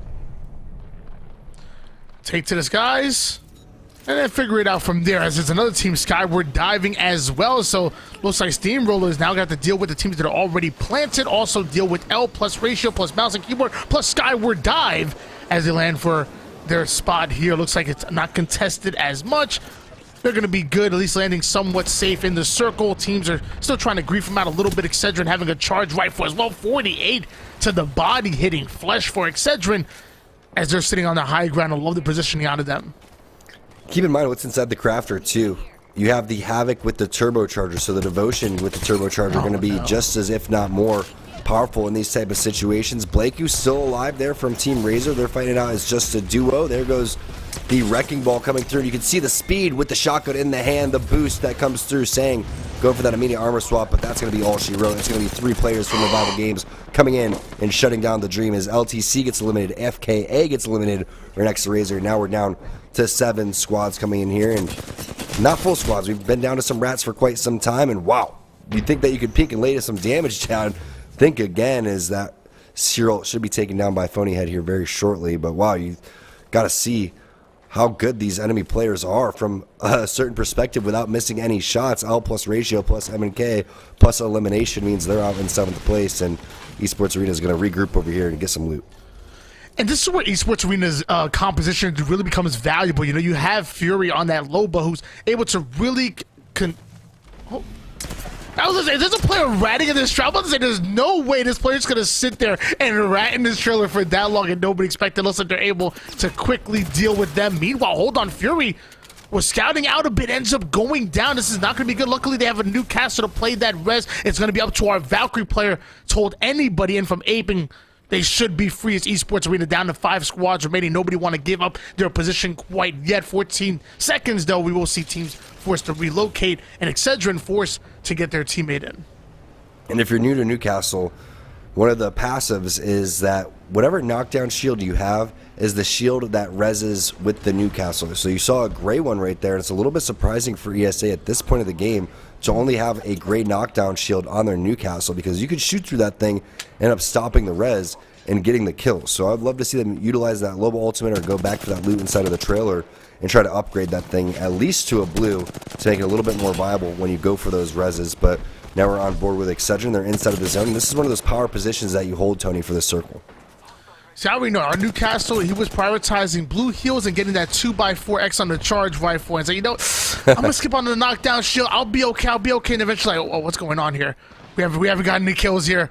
Hold on, I still got the white. We're going to 5 squads. I mean, this is not gonna be good. Excedrin though good thing they brought Bloodhound in, but how much do they have to work with? Because he's coming in. Esports Arena is as well. Excedrin now getting grief just a bit as Esports Arena find their Loba player down again. Newcastle, come on, you got to stay up with me, buddy. Gets Loba back up. It looks like Horizon getting into the fight. The flatline going to connect as our Valkyrie player comes in for ESA, and for the 19th time, Newcastle is now rezzing Fury up. Hopefully this time for good.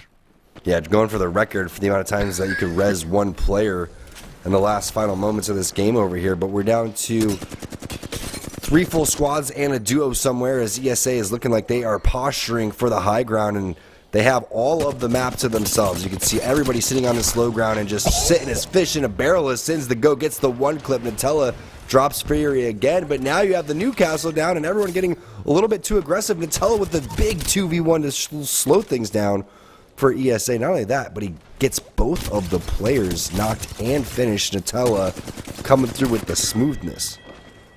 Not going to go for Esports Arena. Should be able to recover the banners, but unless you have a Moby, it's going to be impossible to get anybody up. Meanwhile, Revival Games getting up close and personal. Connected with the flat line for one. It looks like Bloodhound should be able to finish the pieces, and Esports Arena ends up getting eliminated. Down to 3 squads we go. Looks like a 3v3v1. Oh, no, I'm sorry. Excuse me. No, 2. Yeah, you have Turns and Forsey on the opposite side over here, so this is a very interesting ending coming through, and we already saw what Forsey could do as a solo, but now it's going to be Young Pop-Tart with the Prowler, which we haven't really seen, and they immediately shut them down. Steamrollers with the advantage now in the 3v2. Yes, they don't have the high ground, but they have the man advantage. We'll see what Revival Games can do. This has been a huge game for Revival. Steamrollers only be able to put 4 points over the course of 2 games, but now almost easily tripling that right now, with Steamrollers end up taking to the skies with our Newcastle going down 1. Profit on the low ground. Looks like Young Pup doesn't want that to happen anymore. The Prowler coming in, and the Prowler hits shots just like that. Looks like Steamrollers should be able to finish that out, and that's going to be some valuable points here on our final game of World's Edge. Yeah, Steamroller is one of those open teams that we're highlighting. They started off a little bit slow before this game started. They were in 16th place, but a big game from them spikes them forward. Revival Games, they were sitting in 12th, so that's going to really boost their stock overall, Tony. It's all about playing for that end game. And that's exactly what Steamrollers were doing. They knew exactly what they had to do. And at the end game, if you have 3 players alive and you have that man advantage, lots of times you can just bully whoever your opposition is, whether you have that perfect positioning or not. Steamrollers, they had the 3 men. They were able to run through the 2 and the single, and eventually Steamrollers are able to steal a win again on our final game of World's Edge. Yeah, it's that fight that we looked at Blitz's point of view, and the first time that he actually misses shots, he ends up getting punished, and you wonder where is the rest of Team Vizio, because Blitz was playing this so well, but just a little bit of a great maneuver from Razor and saying on this Maggie ends up really throwing them off, and this is the second time they're able to win things on this overlook side. You can see the Q coming through as well, and Razor really started to pick up momentum. Unfortunately, they dealt with a lot of fighting over here towards the landslide area, because we knew from what we saw with the previous zone pull that you could expect and anticipate the same type of action, multiple Cereals going down. But a great game, again, from 2 open teams, and Team Nerf still fighting it out with Excedrin for that 1st and 2nd place spot in that accumulative leaderboard. We saw them in that top 5 area, so that's going to continue to boost their stock. Yeah, make sure you keep your eyes on Nerf and Excedrin. Also keep your eyes on Intel and Mike and Ike as well, because Mike and Ike are within striking distance of not getting relegated going into that next season, which again, I believe Mike and Ike is one of the newer teams that were added to this roster. They got a little bit of points, and they just fought their way through week after week. They consistently showed that they were one of the better teams in our league, and they've been able to catch up, and they're right there. How amazing would it be, again, for that storyline if they're able to usurp Intel and able to steal a spot going into next season? Intel, watch out, Mike and Nike are coming. Yeah, and don't even count out Team Tyson. Yeah, they only have 9 games remaining, but anything could happen, especially as we move on over to Stormplate. We're going to also toss this one on over to Yeso to have him close out World's Edge for us. Very big moves happening all across the board here in that last game. Nerf getting into the late game. Excedrin and Team Esports Arena duking it out back and forth, but it is Steamrollers that come on top with the win. Let's check out their stats here from this last game with our champion squad here for Game 3 as we wrap up the action on World's Edge and get ready to head over to Storm Point.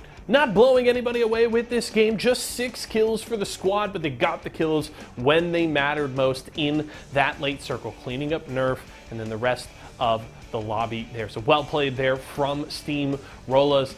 We can jump right into our Mobile One high performance moment, and then after that, I do want to take the opportunity, if possible, to check in with our cumulative leaderboard, see how things maybe have changed on that front. But let's take a look at this Mobile One high performance moment. It is that early castle wall up to the high ground here to try and close that gap. And while one player does go down here from Steam Rollas, they do have the advantage. They're able to get one quick knock here, and then it's Young Pup Tart with this final burst there from the Prowler to clean up that last kill, and it ends up giving Steam Rollas the win. I can appreciate aggressive castle walls and creative uses of that new castle ultimate. We do see it fairly frequently. If you're not careful, you can certainly get punished like Steam Rollas did here, and we even saw it a week ago. Shout outs to LTC Esports that threw it out that time. But at the very least, I like that teams are willing to use it not only defensively, but aggressively as well. Not a big game changer in that last fight, but still love to see it there. But let's take a look at that cumulative leaderboard if we do have it, because I want to see how things have shifted. It's been quite a battle between Nerf and Excedrin so far tonight, and Intel for the time being holding on to 4th place. But the big story is Nerf. With that win in Game 2, they have jumped ahead of Excedrin for the time being. The gap still only 7 points. Excedrin have been solid so far this first half, but that big win from Nerf has separated themselves and jumped into 1st place. It is going to be an absolute battle all the way down to the finish for 4th place, for 1st place as well. So you love to see that. We'll keep an eye on all of those squads as the week continues on. Right now, though, let's talk about PvE before we go to a quick break. If you're looking for a new way for some esports competition, we've got you covered at Esports Arena locations all around the country. All you have to do, go to your local Esports Arena, purchase some tokens, enter in the leaderboards that you want to compete in, and put up your best scores, and you can win. We have multiple different leaderboards going week after week after week across multiple different games and modes. All you have to do, again, purchase those tokens, enter, put up your best scores, and win. You can compete in games like Apex Legends, Guilty Gear Strive, Halo Infinite, Aim Labs, Valorant, and more. All you have to do is go compete and win. We've got thousands of dollars in prizing every single week. We're always mixing up the games and modes week after week as well. And the nice thing is, you can go in and compete, put up your best scores, and you can keep an eye on how the leaderboards trend over the week's time. Go over to our YouTube channel at any time, check in on our 24/7 leaderboard live streaming. You can see how your scores compare against the rest of the competitors all across the country. Maybe you got to head back in and put another try in at PvE. So we would love to see you at your local esports arena today. You can find your nearest location with exclamation point locations in Twitch chat. Come out and compete in PvE today. We're going to a quick break. When we come back, we'll see T-Squared and Why Not setting the table as we get ready to head over to Storm Point for the final half of tonight's competition. Listen up, esports should be for everyone. That's why Esports Arena's launched our own tournament series called Player vs. Everyone, where you get to compete at multiple different titles, multiple different locations, whenever you want. Just watch this and check it out. I believe we have the best Apex Legends PvE player. Oh, I think he's supposed to break in the record. Best Apex Legends player in Scottsdale, Arizona. Whoa, whoa, Tyler, hold up a second. We got someone out here in Salt Lake about to smash the record. What'd I tell you? Salt Lake City every time. PvE has something for everyone. Here in Miami, we absolutely crush it at Mario Kart. Coming to the final part. Oh, there we go. And that's going to be the top score for the day. See if you can beat that on the leaderboard. The day's not over yet, Luke. Here at Esports Arena Cincinnati, we have somebody who's going to beat the Mario Kart record. So close. But the good news is you can always try again. That's PvE in a nutshell. So find your nearest esports arena because it could be you atop the leaderboard. See you later.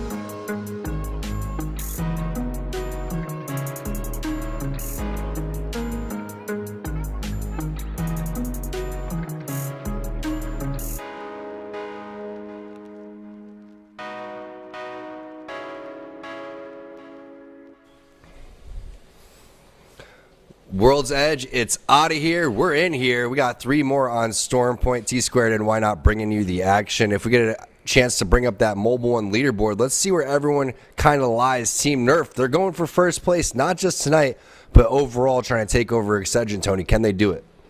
Team Nerf can definitely do it. They're having one hell of a night right now, and we are in for a ride. 42 points so far just in World's Edge, and we haven't even gotten to Storm Point yet. If Team Nerf can keep that same energy going into Storm Point, they can easily become our winners and maybe usurp Excedrin. The other storylines, just like Tony was talking about, they are chasing down Excedrin, who's first place in the cumulative leaderboard.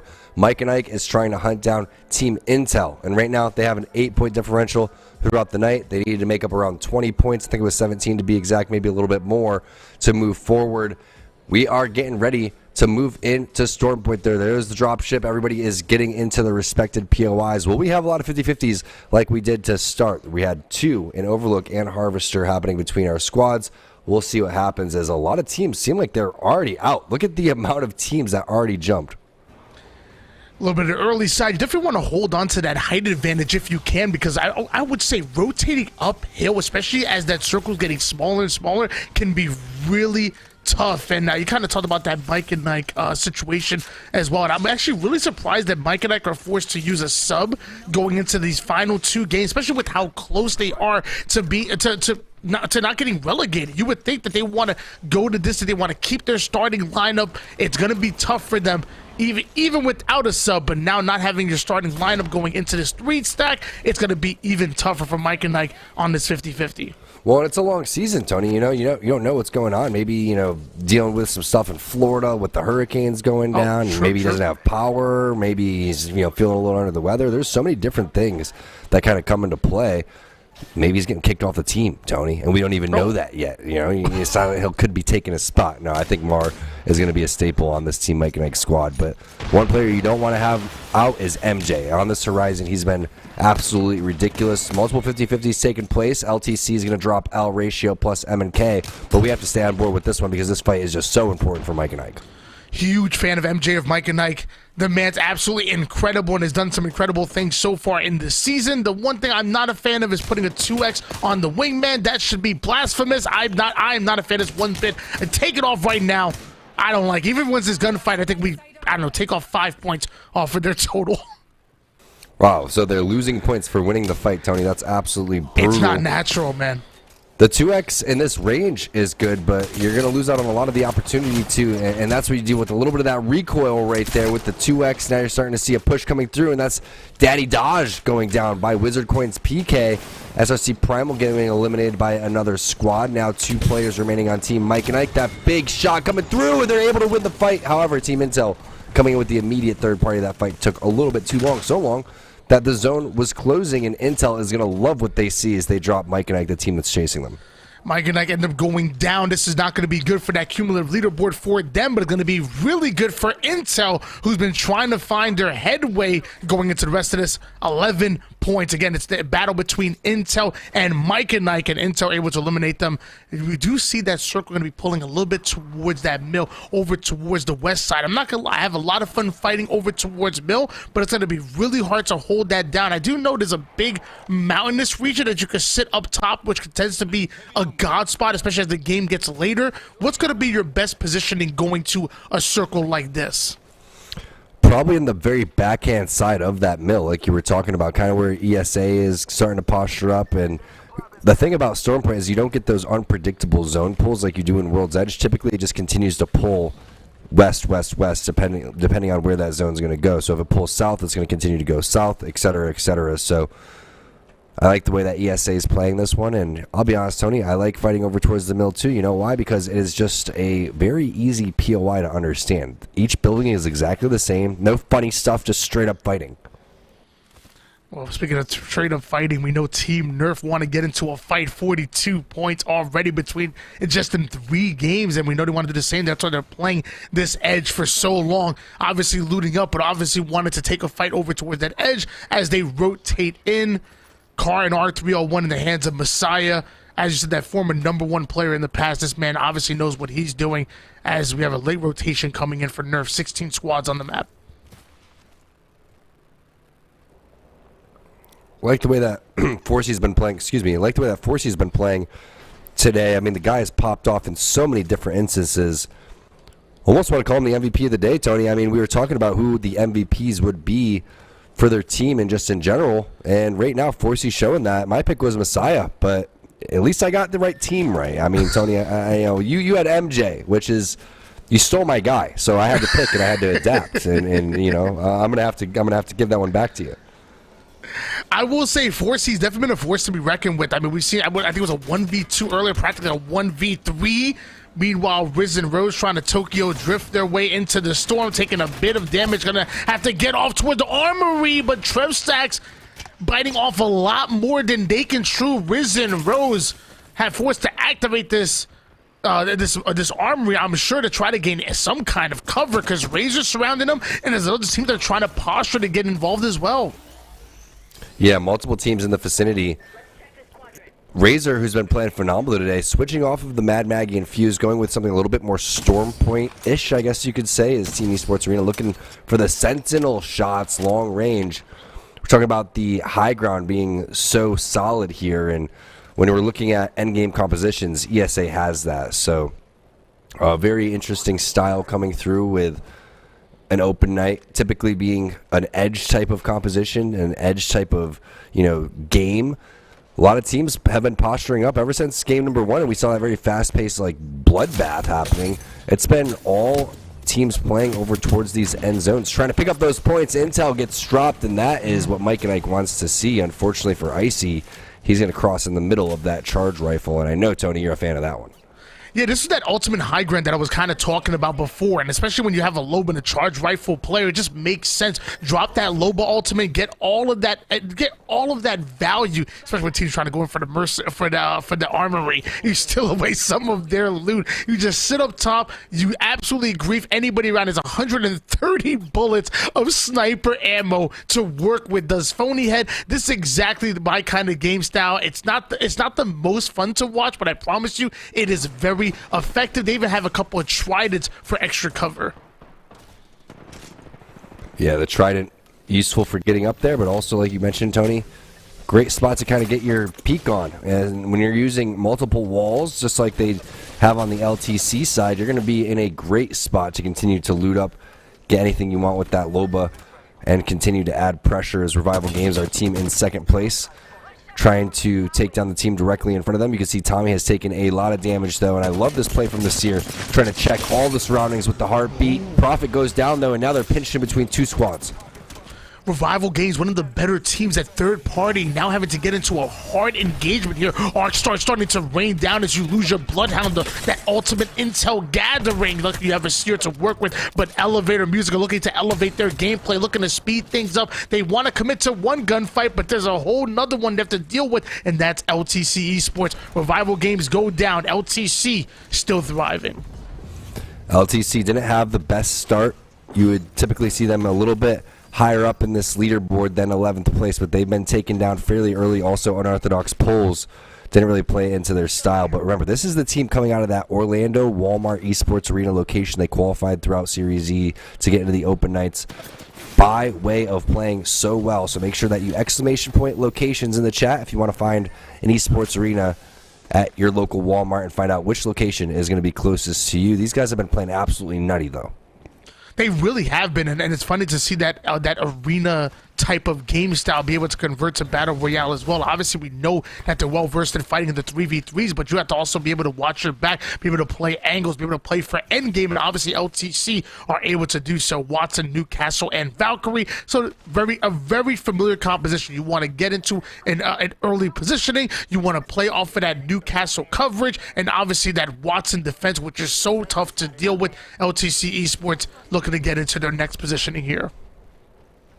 Yeah, they're going to have to maybe go for a skyward dive here, Tony. I mean, you could see Blakeu continuing to pop off, and pings are going down on where they do want to set up, but this is a tough rotation with so many squads, right? 15 squads remaining, taking the zip line to get on over towards the next zone. A nice little helmet upgrade over there just in case anyone hits you with a headshot. We saw that the skull-pierced 30-30 was putting in some work, but also you got to stop any type of Kraber shots that are coming through. It's going to help when you're on that fortified legend like Newcastle, but it's a rough situation with the loot. I mean, very reminiscent of what MJ had from Team Mike and Ike here with the G7 Scout, the 1-2 scope, and the PK. Not the ideal situation here, as Razor looks like they want to get aggressive and start infiltrating this building. Our Valkyrie player immediately taking height, trying to find an off angle, but looks like they were able to anticipate that push, backing our Valkyrie player down. Now Sang here with the Peacekeeper. Ziffy ends up going down, and now is still pushing up with that Newcastle wall. That Peacekeeper, such a dangerous combination as Steamrollers get steamrolled on Team Razor, bring us down to 14.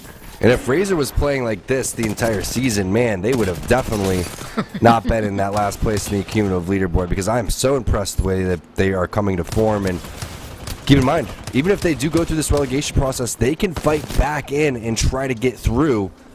With these type of play styles, with this type of aggression, this type of confidence, I have no reason to believe that Razor couldn't get that one done. As you see what Excedrin's up to, they're making the flank on down below to P1. Kodagami coming through. Now it's a 2-on-2 situation. Maybe a 2-on-1. It is a 2-on-1. Zach, the last player to get bled out as Phase 1 Esports goes down in 14th place. Great push right there. We saw two back-to-back really clean fights. Excedrin able to recover from a little bit more than a headache there. Vizio still trying to find their footing. Wingman and charge rifle, so a bit of long-range equipment being used by Vizio. A couple armor swaps to work with as well. So I'm really liking where Vizio is playing right now. Meanwhile, their opposition trying to find the hole within the circle. Off the screen, elevator music ends up going down, but Vizio still hard holding this team out. It's so easy to do when you have that long-range equipment. Great job for Vizio to get into that early positioning, and now they're just going to thrive off of it. But Nerf centralized as well, looking to get aggressive, already 42 points and sitting comfortably in first place, but looking to add more to their total. What's wild about Nerf, Tony, is I feel like they are a stronger Storm Point team than they are on World's Edge. There goes the blue knockdown res coming in, the door being blocked, and a little bit of a charge rifle grief coming in from behind, so Nerf is going to have to reset and play a little bit patient here. The thing is they still have the black hole for Messiah if they want to go and use that one. They just have to find out where those charge rifle shots are coming from, avoid that, and then make their push. 12 squads remaining, 35 players on the map as we're on board with Nerf. Still about 1 minute and 45 seconds to play around before they'll be forced to relocate. But it looks like Nerf, they don't want to play any games. They're trying to find an exit route. Meanwhile, Vizio trying to find an entrance in. A bit of peak damage in for Blitz. Not going to hard commit to that. Borton is sitting up high on the roof trying to find some angles. So I love Vizio being an absolute nuisance. Poke and prod at your opponents. Make them feel pressure. Make them feel like you're coming in from every direction. Make them feel like it's a 6v3, and then once you get that damage, you have to capitalize. Blitz absolutely shredding the shields of one. Going back over to where that low ground is. Vizio looks like they might be done playing with their food. They're already pinging away. Vizio looking to get out of this. Yeah, it looks like because the third party is waiting in the wings, Team Nerf is just waiting to collapse and pounce on this one.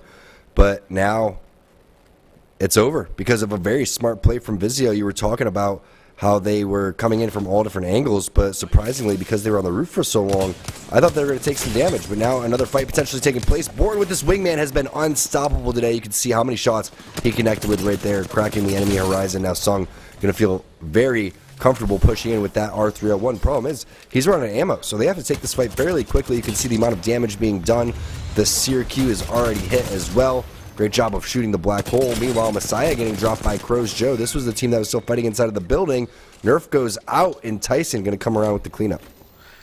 Revival Games, L plus ratio plus mouse and keyboard, probably sending a bit of PayPal money over towards that team because Nerf goes down and they have a chance to catch up in the leaderboard. Excedrin Taking a bit of damage here, find himself in the middle of his gunfight. This is not the position that you want to be in, especially as round 3 Hill was starting to close in. Excedrin, you need to find an angle and you need to push it. You were in trouble. Oh, never mind. They look like they're actually doing pretty well. I was going to say, how are none of these nades connecting for Kodagami? The shots are, though, looking good with this car. Gold magazine and the Digi threat. The scout shot's not able to connect, but just a sliver of HP for Kodagami, and that's all they needed to drop Team Vizio. This is round 3, though, so you got to watch out. 1 tick of damage, and you are absolutely done for. Kodagami doesn't really know where to go in this type of situation, and it's tough because you obviously know no heat shields here in Series E or in the ALGS. They're just going to have to continue to push forward, and that's all she wrote for Kodagami. They're going to have to fight this as just a duo, and I don't even know if they're going to make it out of the storm here, Tony. End up going down. Excedrin were able to angle out so well to win that gunfight. Once you go down to 1 shot and that storm is closing in, it's going to be tough. It's the chess game, and eventually they lose out on that one. It's Esports Arena. Meanwhile, they're sitting high and mighty. Fury able to grab himself a Sentinel. We know that Phonyhead's most likely running that charge rifle. I can only imagine by now they should have the sights to work with. Esports Arena always playing for the end game. Meanwhile, there's a team right below them. That must be really tough to work with. This cake or this onion has multiple layers. Exactly, and the problem is if you get a little bit too focused as Excedrin does go out, Joey Blackout going to pick that one up. You got to watch out for these Horizon Qs, and that's exactly what's going down. They may lay down the ultimate. The wall is in a good spot. They're using the Triton as well for some cover. Great job infiltrating on this for Deathbox Gaming. They're going to start with the initial knock. That's going to be 2 going down. 1 player from ESA remaining, and what a job from Deathbox Gaming taking over this high ground. Great job for them trading out their Revenant for Horizon, and clearly it is working out for them. You're pushing Esports Arena, who are a phenomenal defensive team. Razor, a very good offensive one, looking to push up, get aggressive. Nades start to fly here. You see the Newcastle ultimate already down. A really awkward angle to try to fight out of, but if this Kraber shot hits, that can be the opening that Razor looking for.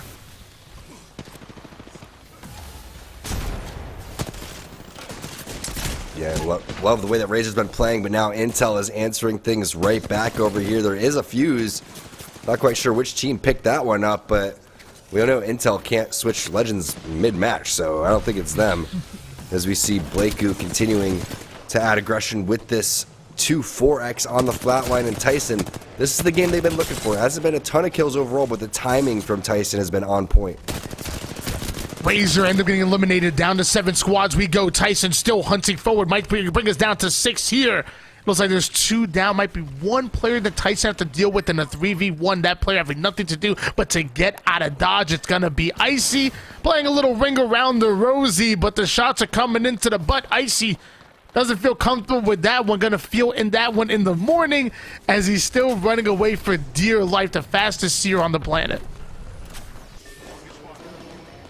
They desperately need all of these points too, so I love that Icy was able to stay alive and maybe rat this one out for as long as possible. We've also seen some miraculous comebacks coming through here in Series E throughout our time. FKA sitting in 17th place with 8 points. This is going to help their overall point total as ESA and Phonyhead looking like they are dancing in between, and they're able to drop Deathbox Gaming. What a job strafing in between the wall there for Phonyhead. Yeah, although Deathbox Gaming were able to play that so well, pushing Esports Arena out of their ultimate high ground, eventually our final player in Phonyhead able to get the finish onto Deathbox Gaming. Having the beacon of our Valkyrie player Fury ends up being timed out, but hopefully they could find himself maybe a Moby on a Deadbox. Maybe they could bring back Fury and with that Loba ultimate get back to stabilize. It'll be really tough. Meanwhile, FKA making it toward the end game. Risen Rose end up getting eliminated as well. FKA not quite in the circle, but find himself a little bit of cover to work with as they try to inch forward. 1 minute and 5 to play with.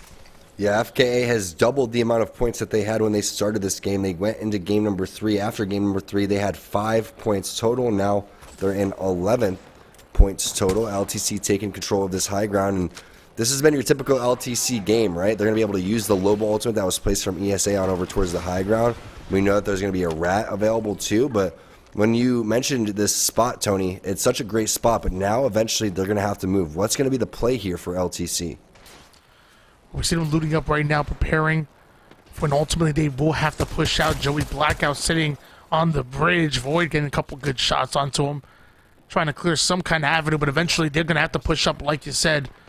4 squads remaining, 10 players physically on the map, so not everybody's fully loaded, but Daniel ends up losing all of his shields and even most of the health, so LTC might have to try to reposition. This top advantage was working for them for so long, but now maybe multiple players are getting lines of sight on them. You have an opportunity to either skyward dive and play the very backhand side, which is very risky, or you take this fight straight up. Void could hit the Newcastle wall directly on top of where they're at, and they take over this position. That's a big initial knock there from Daniel. And now they're going to be able to continue to add pressure on the rest of the map with that first knock. It was onto Xkilla. It wasn't onto the team directly in front of them, which is Team Tyson. And Team Tyson's doing such a great job of using this head glitch in front of them. And obviously Tyson having that shield advantage here, triple reds going up against one red and double purple. Esports Arena down to their final player in Phonyhead. Phonyhead looking to get involved as well, so what we thought might have been a 3v3 might be a 3v3v1. Phonyhead ends up being spotted here. Beautiful Peacekeeper shots. He takes down not Daniel. LTC able to get the elimination on the final player of Esports Arena. However, they end up losing a player to do so. Not Daniel coming in quick, getting rezzed up. Watson already setting up defenses, so nobody able to push LTC just yet. 3 squads remaining. It's going to be a 3v3v2. Great job there from Phony, but you know that the duo is preoccupied with Team Tyson, which makes things a little bit impossible for Tyson to push that once the knock came down. Plus, it was Newcastle coming in with the res. Great fences coming in from Daniel as well. FKA get eliminated, and now it's Tyson versus LTC. Tyson desperately needing these points. LTC with a great comeback. They started in 11th place with 13, and now they have 32 points in this game here, Tony. LTC starting to get aggressive. Down to 2 squads we go. A bit of a 3v3. Love the shots coming in. Eventually, LTC find the slaves they were looking for. Qualifying through the Walmart Esports Arena locations and coming out showing that they can play with the big dogs. LTC are on the board.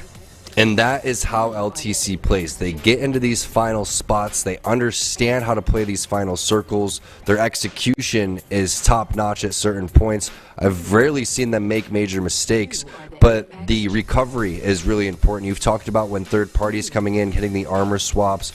Right there, when they got the initial knock, when Phonyhead hits him with the PK, you saw immediate fences going down. No hesitation on the res coming through. And that made Tyson realize they can't go and push that. Not only that, they had to deal with FKA as a duo on over towards the side. You really can't ask for a better game right there than LTC just put together. Well, the good thing for Team Nerf is that LTC Esports may have had a phenomenal game number 4, but they weren't really a threat to them when it came to the leaderboard. They were really looking out more for revival games, L plus ratio plus mouse and keyboard, maybe a bit of Esports Arena that might have been able to eat away at their lead. Team Nerf still with 42 points at the end of that game number 3, and now the question becomes, has anybody done enough to be able to catch up to them going into that end game? I think that they didn't really officially catch up, but they made it a lot closer. And that's what you're really looking for with 2 games remaining. Because if you say, all right, we're sitting in 11th place with 13 points, and that's what you ended game number 4 with, you're virtually having to win back-to-back games here. Now you give yourself a little bit of wiggle room for mistakes, and you're not really looking to make mistakes, right? You're looking to avoid those. But you want to still have an opportunity to say, hey, if things don't go well, maybe we could get it together in that final game. And I can't wait to see where they end up landing on that Mobile One leaderboard. It's going to be a very exciting time because keep in mind, not only is there cash up for grabs, but there's the final 2 days here, the final 8 games basically coming down into Season 5 to find out who's going to be going into Season 6, who has to go through the relegation process, and who are those teams to watch out for that are coming for your spots. Going to be really excited to see how this ends up. Again, the storylines pretty much tell themselves. We've been talking about it. Watch out for Nerf. Watch out for Intel. Watch out for Mike and Ike, and watch out for Excedrin. Those are the 4 teams that have the most on the line going into whether they make it to relegation or not, or just end up in our number 1 spot, which is so tight right now. The competition has not been tighter here at Apex Series E, and I'm really excited to continue going in the rest of today and even watching tomorrow when the pros come in as well. Yeah, you said elevated, and elevation was the key to winning in that final moment right there. Getting on over towards the high ground, Tony, you called it in the back of Mill. Getting on top of that giant rock is huge. I want to get Yeso's thoughts as he breaks down our first game in Stormpoint game number 4. Yeso, take it away. Both of you gentlemen were talking about how that game may have changed the complexion of our Mobile One leaderboard, and I think while they likely have not surpassed Nerf on that leaderboard, I think LTC Esports, with that huge performance in game number 4, are firmly in the conversation near the top of our leaderboard. They pick up 13 kills, so that is a 25-point performance for the squad here in game number 4, and that is huge from LTC Esports and finding their form at the right time. 2 games remaining tonight, and they will definitely be in the mix till the very end. Another big thing to note, we got a couple of looks there at Intel during that game. They had a really solid performance, and they're just working to try and keep Team Mike and Ike at bay. And if they continue to play like that, they're gonna be able to do it. They should still be holding that lead. It is not huge, but if they could stay consistent, they still have that opportunity to hold on to that 4th place spot. Let's take a look though at our Mobile One high performance moment here, our first one on Storm Point for the day. And it is this final fight, and you can see LTC Esports already with 32 points. They're going for the fight here with Tyson. Some early shots there, and they're just able to use these kind of nice little head glitches a little bit. And Dan Mantic able to catch Crow there low on health already. They're able to get the knock onto Z Davis to finish it off. And it's just a good, clean fight here from LTC. They were working off of the high ground for so long. It's how they were picking up so many KP in this late circle, and then they just come in with plenty of resources, and they just don't miss their shots here at the finish. The quick reload there from Dan. They're able to get the crossfire onto Z Davis to finish off the final kill and finish off that game, and well played there from LTC Esports. And still some good points there from Tyson. Their task still remains incredibly difficult, and every point matters at this point in the season because, as Tom rightly mentioned, only 8 games remain between us and the end of this season. 2 games left though here tonight. After this break, we'll have game 5 for you, and we'll have Why Not and T-Square checking in on that Mobile One leaderboard as we get ready for the next one. Don't go far. When the chicken is this crispy and this tasty, it doesn't matter what else is for dinner. Tyson crispy strips are so delicious, they'll be your favorite part of every meal. More crispy chicken, more family faves, more to love. Tyson. Now, even the biggest headaches are toast. Excedrin keeps your head in the game. For no more throbbing noggins. Excedrin, game over for headaches.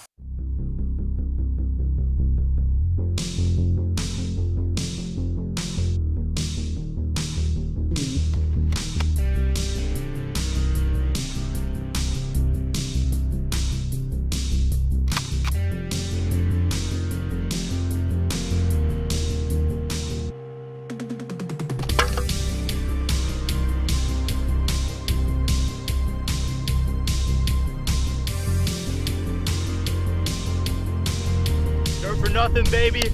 Let's get in there.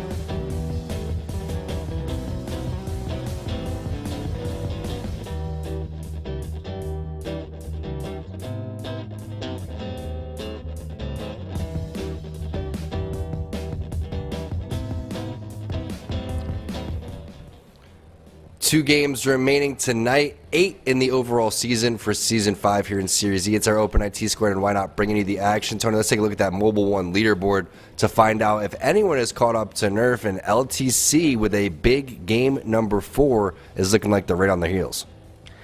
Yeah, I mean, it's funny because I said if I'm Team Nerf, I wasn't too worried about LTC Esports, but man, did they catch up all the way from 11th place to just being 5 points behind Team Nerf. Coming up above Revival Games and even Esports Arena. LTC Esports making their presence known, and now they're within striking distance of definitely being within the money, but also even winning the tournament because it's all about that consistency. Yeah, it was a 25-point banger there for LTC. Like you said, they jumped up so many different spots, 9 overall on that leaderboard, and they did it with their typical play style. They've never wavered ever since they joined Series E, coming out of that Orlando Walmart location for Esports Arena. Again, exclamation point locations if you want to find out which Esports Arena is going to be closest to you. Teams to look out for. We're going to keep going with the storylines because it's so important. Team Nerf trying to take over that first spot from Team Excedrin. Intel trying to hold on from Team Mike and Ike. And the biggest thing that's happening off the rip in this game is the 50-50 that's getting third-partied. You have Mike and Ike fighting one of our open teams, and then Intel coming in for an immediate third-partied over towards that down beast. So that's something to watch out for right off the rip. And what's crazy to me is that Mike and Ike, who have been loud and proud week after week, so far having a quieter week compared to their previous performances. Right now, you're tied up at 21 apiece with Intel in an oh-so-important open night. We need to see Mike and Ike absolutely dominate in this open nights and also be able to keep up with the pros like they've done consistently. But as of right now, you have a sub coming in, and Mike and Ike don't look exactly the same. Hopefully they can bounce back here. Like you said, still 2 games remaining.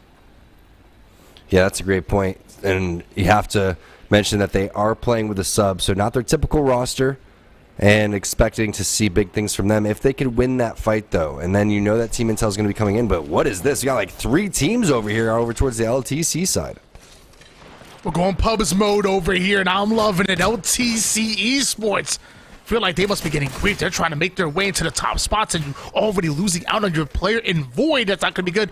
Already starting off in a 2v3. It looks like Daniel wants to relocate Dan Mantic. Also got to do the same here. L plus ratio end up losing out on the players. So far it's at least a 2v2, maybe a 2v2v3 if a third team wants to get involved. But so far nobody thriving here on mid-map. So many different fights taking place. Excedrin has a 50-50. Mike and Ike has a 50-50. Deathbox Gaming getting eliminated. 3 or 4 different 50-50s off the rip. This is absolutely insane. Last time Silent Hills was the first one to go down. We know this has to take place very quickly because Intel is going to come and join the fray, but it looks like they are immediately starting to add that aggression. And one player is going to go and hit the lift. Very weak. One more wing shot, and that's one more wingman shot, and that's all it's going to take. Nice job of using a little extra boost off over towards the side, and holy cow, MJ is absolutely ridiculous. I told you, man, he got the moves like Michael Jackson done. Moonwalk on the air with steel-toe boots on, comes up landing, and avoids the third mic grenade, and eventually Mike and Ike bring us down to just 16 squads. That's right, ladies and gentlemen. Round 1 hill hasn't closed in. We have 16 squads. It's a pubs match. That's what you love to see. I'm a big fan of these 50-50s taking place. Taking a look at the zone, it's not going to go west side like this time over towards the mill in the previous game. It's going to go northern towards the wall, as a lot of these teams towards the south going to have to make a big rotation. Curious to see what's going to happen with LTC. Our winners from the previous game, they have to make their way all the way from Antenna, and we know they like to get into the zone fairly quickly. Also, ESA, another squad that loves to rotate fairly quickly. They're on the west side over towards the mill making their way too, and those 2 teams may meet up with Team Razor directly in the center. That team in the pink, Blakeu Boxa T, just sitting there waiting for this opportunity to gatekeep everyone towards the southern side. Going into this this hill that's moving up toward that central north side, you know, I see a little bit of playability toward that command station, command center area.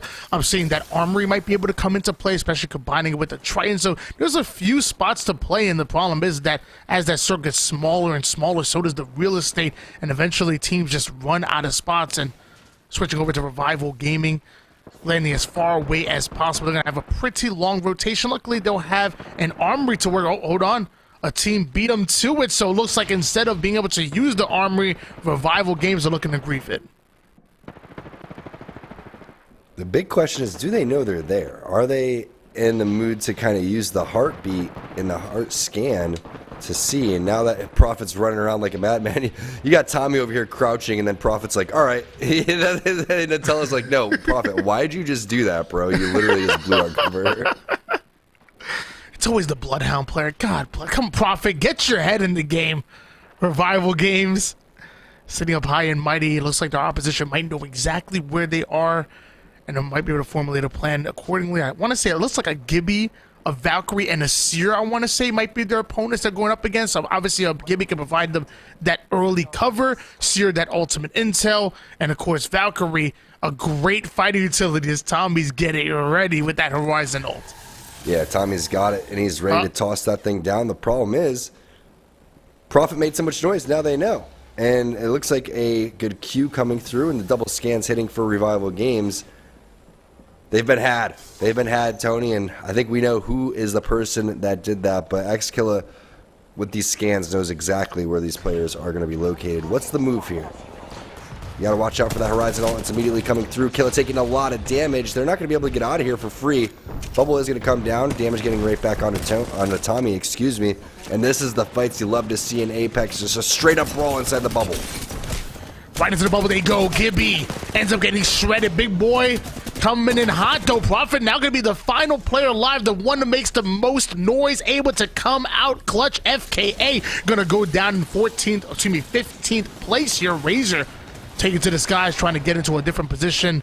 So far looking safe. Will they be hunted? And that's big because Revival Gaming is sitting in 3rd place before that fight ended up taking place. And I love that Prophet was able to kind of make up for that little mishap there. And it's not like if he made noise, then they know they're going to be there. They're playing Seer, you know, Tony. So it's like they're going to know a team's going to be there eventually. It's just a matter of time. If you're playing it smart like they were, you're going to check and hit those heart scans through the wall before you end up going through. But great execution, great clutch there from Prophet as they're able to continue to stay in this lobby and try to rack up some more points. One of the teams that's fairly close behind them, sitting in 5th place. Originally, they were tied for 4th, 5th with L Ratio and MNK, but that team picked up a couple of kill points on the LCC. That's going to be ESA. Team Tyson loses out on one. Sins getting the R301 drop and flush onto Crow's Joe, but now Joey Blackout is looking for an opportunity to potentially go for those banners, but he's just so far, I'm not quite sure what he was doing there. I've always been so impressed with the Esports Arena and the way they're able to play the macro game. They always seem to be a step ahead. They play well beyond their years. The young squad, always a fan of Esports Arena and their ability to play towards that late game. Tyson down a man, but the Watson might be able to help them. Steam Rollers looking to try to play off of the Watson node of their opponents. Not sure, little cheeky plays trying to come into play here, but we do see a Seer ult down, so now they know exactly where Steamrollers are coming from. Love the Prowler shots coming out of Pup Chart, but you lose your Valkyrie player. Ziffy goes down, and Steamrollers, they might be playing this out as a 2v2. Yeah, the Watson Gen is going to go down outside the door, very well placed, but Joey Blackout gets enough time to get this Phoenix kid off, and that's going to be a very close fight. The thing is Crow's Joe's banner feels like it's been an hour that he got knocked. They still have 20 seconds left on this one. Unfortunately, that's what happens to my banners. Everyone's camping those right there as Graham is going to get absolutely destroyed by the 3x 30-30 there from Z Davis. So many teams in the area, Tony. There's about 4 teams here. And of course, Fury finds himself a Kraber. The ultimate thief in Loba stealing away an early Kraber here in round number 2. Still 2 minutes to play with Esports Arena. Already playing for the late game, having multiple teams in front of it. Looking to Grief 140 right to the dome. Fury's already connecting shots. And look how confident he is. Kraber and Wingman. No shotgun, no car. This man simply hits shots. Razor on the ropes over here. As you can see, big shots from Blakeu with the Wingman. It's going to be answered back with some EVA 8 shots with Trev Stacks and the Rise and Rose squad. Look like they're ready to close this one out, and they will with just a little bit more damage. Razor going out in 14th place. This has been a squad that this is what Series E is all about, right? Riz and Rose, you mentioned them a little bit before, but we haven't had an opportunity to watch them that much. Coming through here with how competitive this lobby is today, and to be where they're at is so darn good for this squad. Riz and Rose definitely very capable. Beautiful to watch. Watch for their thorns as they take down another squad. Esports Arena still sitting. It's not exciting to watch. Esports Arena is always playing for the end game. They're always thinking one step ahead. It's good, solid fundamentals as far as Apex goes. 50 seconds to work with. The Loba ult is down for them to get a bit of loot. Eventually, that zone is closing in. You do see Nutella and one member of Vizio trying to make their way in, ratting it out a bit. I believe that's Force of Team Nerf as well. 43 points in first place, but they only were able to get 1 point in that last game. And now you're playing this out as a single, it looked like. Nerf are really in trouble. The movement from Wizard Coin, the hunting of the last player, but a little bit of tap strafe here and there, and all they can find right now is plugged cube. But Mike and Ike, this is what they're looking for. They got the early kills off of their 50-50. They avoided Team Intel. They're in a prime spot for the zone. They have a lot of different armor swaps over here, and this could be that big game that really kind of shuts the door on maybe Team Intel's hopes and dreams. We'll find out if they're going to be able to rat it out. Remember, we saw that mini-map, and I believe it was Icy making his way over from the south. We'll see if he can get inside that top 10 and pick up some extra placement points, maybe even a little bit more, though. Is ESA, you would call it boring. I would call it methodical there, Tony. It'd be boring if you didn't have the Kraber, though. And Fury looking to methodically pick apart their opposition defenses. That shot looking so good. The man never misses twice in a row. Was another 140 to the head, but watch out. Phony head ends up going down, so Fury now be forced to Loba bracelet out. Might try to play for this res here if they can get behind just a bit of cover, but Esports Arena were in such a good position, but now they might be getting griefed. They'll have to fight out, and of course it's Riz and Rose that are going to play this out as a 2v2. Trev Stacks getting value out of the G7 Scout, and now we're seeing Riz and Rose get aggressive. They do not want to allow this res to go off. Kodagami getting that finish onto Borton. I believe he was the solo that was making his way from the south side, actually, instead of Team Intel. Interesting to see Trev Stacks using the double shot there on the scout. Not really my cup of tea, but tends to work out for some people. And he does get the knock right there onto one player from ESA. And now the push is coming through. Fluxan wants to go and stop that res, and it's a great job of taking on over towards the high ground. Meanwhile, we're going to switch on board with Mike and Ike to follow their storyline. Can they continue to lock down this little high ground area, find out where the zone pulls here too, going into zone number 3, and if they're going to be safe? They are directly in the center. Perfect spot to be in here for Team Mike and Ike. Hey, you wouldn't know, to us Halo players, we like a little burst fire, a little double shot action, we're not really too big of the single shot. You wouldn't know too much about that, Mike and Ike. Sitting up high. Silent Hill's absolutely griefing them, and look at the positioning, not giving up until they know to get the crack, until they know to get the downs. Come in quick, the coordinated push. LTC will go down. Intel, 3-man up. Great job from the observers, switching from one storyline to the other. Mike and Ike picking up kills, Intel on the hunt, trying to find some of their own, but two completely different positions. Intel on the outside of the zone looking in, Mike and Ike directly in the middle with a ton of loot after picking off LTC. And LTC was that team that just got second place, so they are absolutely no joke. Again, they were kind of filtered in like fish in a barrel, but it's great execution nonetheless from Mike and Ike. They barely took any damage throughout all of that. Tough spot for Fury to be in. Needs to get both banners if possible, then go for the res. With this amount of teams in this smaller zone, doesn't seem very feasible, especially with the positioning from this enemy team. Yeah, normally your Loba, it's really nice to be able to slip into weird spots to be able to bracelet out, but Intel, they are locking it down. Eventually, Fury is forced to rotate right into the hands of LTC as Esports Arena end up getting eliminated in 11th place. That's going to be bad. They were sitting in 4th. They were only 2 points behind 3rd. Now they're going to be watching the rest of this game, rest of this tournament, or excuse me, this game in the lobby. Switch gears over towards Intel. They were tied up with Mike and Nike going into this game. Those are going to be the rivals fighting it out. Who's going to be relegated? Who's going to keep their spot? I didn't know LTC was still in this one. I thought that was the team that Mike and Ike dropped over towards the corner, but it looks like maybe they are still in this game. So we'll have to find out exactly if that's the case and how many players they do have, as we do have a couple of rats in here, maybe a couple of duos fighting this one out. Excedrin trying to make their way over towards the zone. It closes in 15 seconds. You're going to have to deal with a lot of the Watson fences, but I like the great push here from Kimchi. He's going to go and toss his ultimate out. He's got an idea of where this player is going to be, and now the shots are going to be landing over towards the side. That's young Pop-Tart. And Sins going down by Kodagami. The wingman has been the weapon of domination today. Excedrin pushing up, no wingman, but the car is going to do some damage as well, right to the G7 Scout to finish off that player as we switch gears over towards Dirt, finding an entrance, breaking down the Watson fences and breaking down the doors. Knock, knock, who's there? It's Nerf taking to the skies. G7 Scout gonna get value. Excedrin came in beautifully with that third party, but ended up getting third party themselves down to the Elite Eight.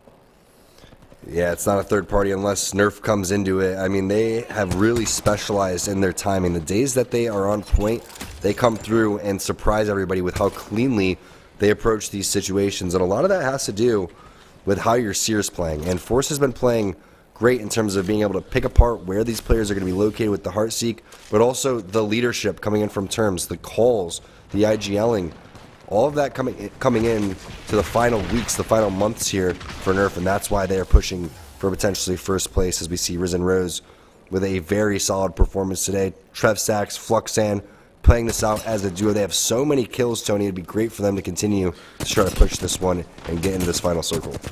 Risen Rose currently playing as a duo, trying to gatekeep this team over toward the low ground. Going to be really tough to do in a 2v3, but they're doing a great job, at least for it now. And it looks like it might be Intel. They're trying to fight their way through it. They must have the intel that the team is fighting as a duo, so they're still comfortable pushing forward. Not that they have a Valkyrie or really have much of an opportunity to take to the skies. They have to headbutt this duo out. They have to push forward. 1 minute and 13 seconds. Round number 4 is going to be in our hands soon. Eventually, you have to find yourself within the inner circle.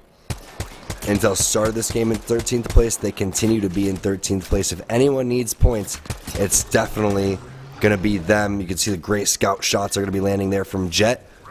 Rambo is on the fuse now too, which is going to be really exciting to see him continue to play this one. They did rock Maggie previously, or that was actually Razor, excuse me. So we have seen multiple fuse and Maggies come through, and really felt like, again, that was going to be kind of the flavor of the season, but it doesn't seem to be as popular amongst our pro and partnered players, as we know that players like Zeratricky from Team Furia loves to rock that fuse. We've even seen reps from TSM switch on over to fuse and put in some serious damage. Speaking of damage, Jet coming through and dropping down Risen Rose. They're going to split those kills with MJ, however, and that's a little bit tough to take as they are trying to avoid giving Mike and Ike any points, and it looks like they just fed him one right there. One of my favorite defensive combos is combining a Watson with a Newcast. I think they work so well together. But as far as offensive combos, you got to go Fuse and Horizon. You obviously are sacrificing a bit either in the Intel department or in the take it to the skies with Valkyrie department. But I will say, as far as an offensive combination, Fuse and Horizon really work so well together. And so does Joey Blackout and the Kraber. 112. He would have hit that second shot, I would have went ballistic. I'm waiting for one more shot over here. I mean, he's got 6 total. This would be insane to go and push this 3-man. They do have to make their way out of the zone. They know that the damage has came through. The battery most likely already hit by this enemy team. But are they getting pinched from the side? They are. It's going to be Nerf coming up from the high ground. Joey Blackout's 30-30 has been looking so clean. Kraber 30-30. You thought you've seen a weird combo? Well, you have. Elevator music getting eliminated. Tyson with some much needed points over here. And it's all in the back of Joey Blackout as now he drops Team Intel. This man is just simply hitting shots right now. Tyson playing as a duo, but the firepower coming out of Joey Blackout is absolutely incredible. Bodies are hitting the floor here. Drowning Pool would be proud as Tyson, gentleman-like, bring us down to 6 squads remaining, and they're not done yet, trying to throw a couple of nades to get this player out of position. Finish out his kills. There is a trio in front of them as well. Tyson still hitting shots right now. Somebody get Joey Blackout a race. About to switch his name to Joey Cracked Out, because this dude is absolutely cracked out here. Night for the rest of the lobby when he gets the Kraber intel going down. MJ having a pop-off game as well. He's been just kind of peeking and stealing a lot of these kills whenever anyone's weak, but now you can see their point total sitting at 7th place with 34 points. That's about 12 more than what currently Team Intel has, and if they could close out this game with a big dub, this would be huge. There goes the spray coming from Wizard Coin. They have multiple players weak, and everyone lining up. Wow. ZLB, thank you for the free kills, Mike and Ike is going to say, as they need to get the armor swap there for Silent Hill, and they do. Wizard nasty with a flat line. ZLB end up getting eliminated. That's such valuable points going in favor of Mike and Ike. We talked about them being relatively quiet compared to the normal nights that they have both on Open and Pros. Sitting at 21 points, tied up with Intel going into this endgame. This is going to be huge for Mike and Ike. It's about time they put some separation between them and Intel. And I believe this is the exact amount of points that they needed to catch up. It was 17 to take over 4th spot. We'll have to get confirmation of that. a little bit later when we're towards the tail end of the show. But Mike and Ike has done their job in this game specifically to kind of separate themselves from Tyson and catch up to Team Intel. As speaking of Tyson, Turns is going to get the knock with the scout onto Z Davis. Now it's just up to Joey Blackout. But look at the shots and the tracking from MJ. A much crucial point, unfortunately, goes on over to Team Nerf as they continue to catch up to Excedrin. Now we have a straight up 3-on-3-on-3 situation. Team Mike and Ike looks like they want to go aggressive over towards the side. And oh my goodness, are you kidding me, MJ? He went from Joey cracked out to Joey laid out, and then they continue to push forward as revival games. Won't be revived today. Down to 2 squads remaining. It's going to be a 3v3. And if MJ's hitting shots like this, Nerf, you are in trouble. Luckily, Nerf holding on to the high ground, and that G7 scout should be able to buy them enough time for Turns to heal up. This 3v3 going to be so important. Nerf need these points as they look to fight for that #1 spot. And it's the same thing for Mike and I. They're looking to fight to not get relegated. This is not just about the money. This is not just about this tournament. This is about this season. It's on the line right here. Right now, Forsey doesn't have his ultimate, though, so that's going to be a little bit of a struggle. I'm curious to see if Messiah has his. MJ's ultimate should be coming up here very shortly, so the fact that they do not have their utility coming through could give a huge advantage on over towards Mike and Ike. Now you can see the charge rifle shots are connecting. I like the positioning where Messiah is at. Unfortunately, that seems to be the only playable area for Nerf once they have to drop off. Mike and Ike really using the charge rifle to control the pace of this gunfight. They are not allowing Nerf to play on their own terms. They are forcing Nerf to adapt to how Mike and Ike are controlling the pace here. But now we're seeing the angles start to be created here from Nerf. Mike and Ike always good at being ultra aggressive, but they need to be careful. If Nerf get that off angle, get that entry damage, it only takes one mistake for a team to capitalize on it. With 1 minute 54 seconds, the final round is starting to close in. Nerf keeping that height advantage. Mike and Ike might be the ones to have to make the first move. It's going to be very close. I'm not quite sure if Mike and Ike has to move. It's going to be almost identical to how these teams have to go and collapse as we switch on over towards Mike and Ike. There goes the Q coming in, stopping the healing from MJ. The thing is the push is already coming in from Messiah. He takes over towards the sky. They get the PK onto MJ. That's the most valuable player down because he did have that black hole. Now it's up to Silent Hill and Wizard Coin. Wizard Coin's been so nasty with this flatline. He has the charge rifle in the back pocket. Not the ideal situation, and Nerf continues to have themselves a day. They drop Mike and Ike. Nerf was sitting in first place after only putting 1 point on the board leading into this game. They get themselves a first place finish against a red hot Mike and Ike. That's huge. Silent Hill was trying to make a play using his opponent's Q or Horizon Q against them. I thought it was crazy. Take it to the skies, coming in with that missile swarm, but it wasn't enough. Nerf using fundamentals, using that height advantage for as long as they did, and then eventually simply hitting their shots, earned themselves a big win leading into our final game. Yeah, once Force ended up tossing out that big scan, I think they noticed that they were a little bit offset in terms of the positioning, and that's when they decided to push. And a lot of times you wait for that final zone to close, and it just becomes predictable because everyone knows that you're going to move right when the zone starts closing. So if you take a couple of seconds before that happens, you get aggressive, you already have some sort of advantage in terms of where these players are positioned. You really can't ask for much more than that. But how sexy were those shots from MJ? Sliding down, hitting that grav cannon, flying with the wingman, dropping the new guys, avoiding that third party from Team Intel. This is that moment where Prophet ended up clutching it in over towards the Armory side. What a very exciting game number 5. And unfortunately, you know, for a lot of these teams like Excedrin and Intel, they had to sit there and watch Team Nerf and Mike and Ike duke it out, knowing that they were going to continue to add points on the board. I'm telling you right now, I don't know if MJ, I don't know if he got a TikTok, but if he does, that move is going on TikTok. To be able to fly in like that, hit that grav cannon, I guess outer ledge, if you will, and then hit those volt shots was so smooth, it was so flashy, but it takes so much skill for him to do it. It was absolutely insane, and of course that wasn't Mike and Ike's only highlights. You know, this high ground, holding it for as long as possible, griefing the team down below, and not dropping down until they already know they got the knocks, they already know they got the damage, and there's no shot that they're going to lose this fight. Mike and Ike, you see the aggression, and you think, oh, they're just ultra skilled players. They're just headbutting everybody, and flying in with no thought process. Like, no, this is good IGLing.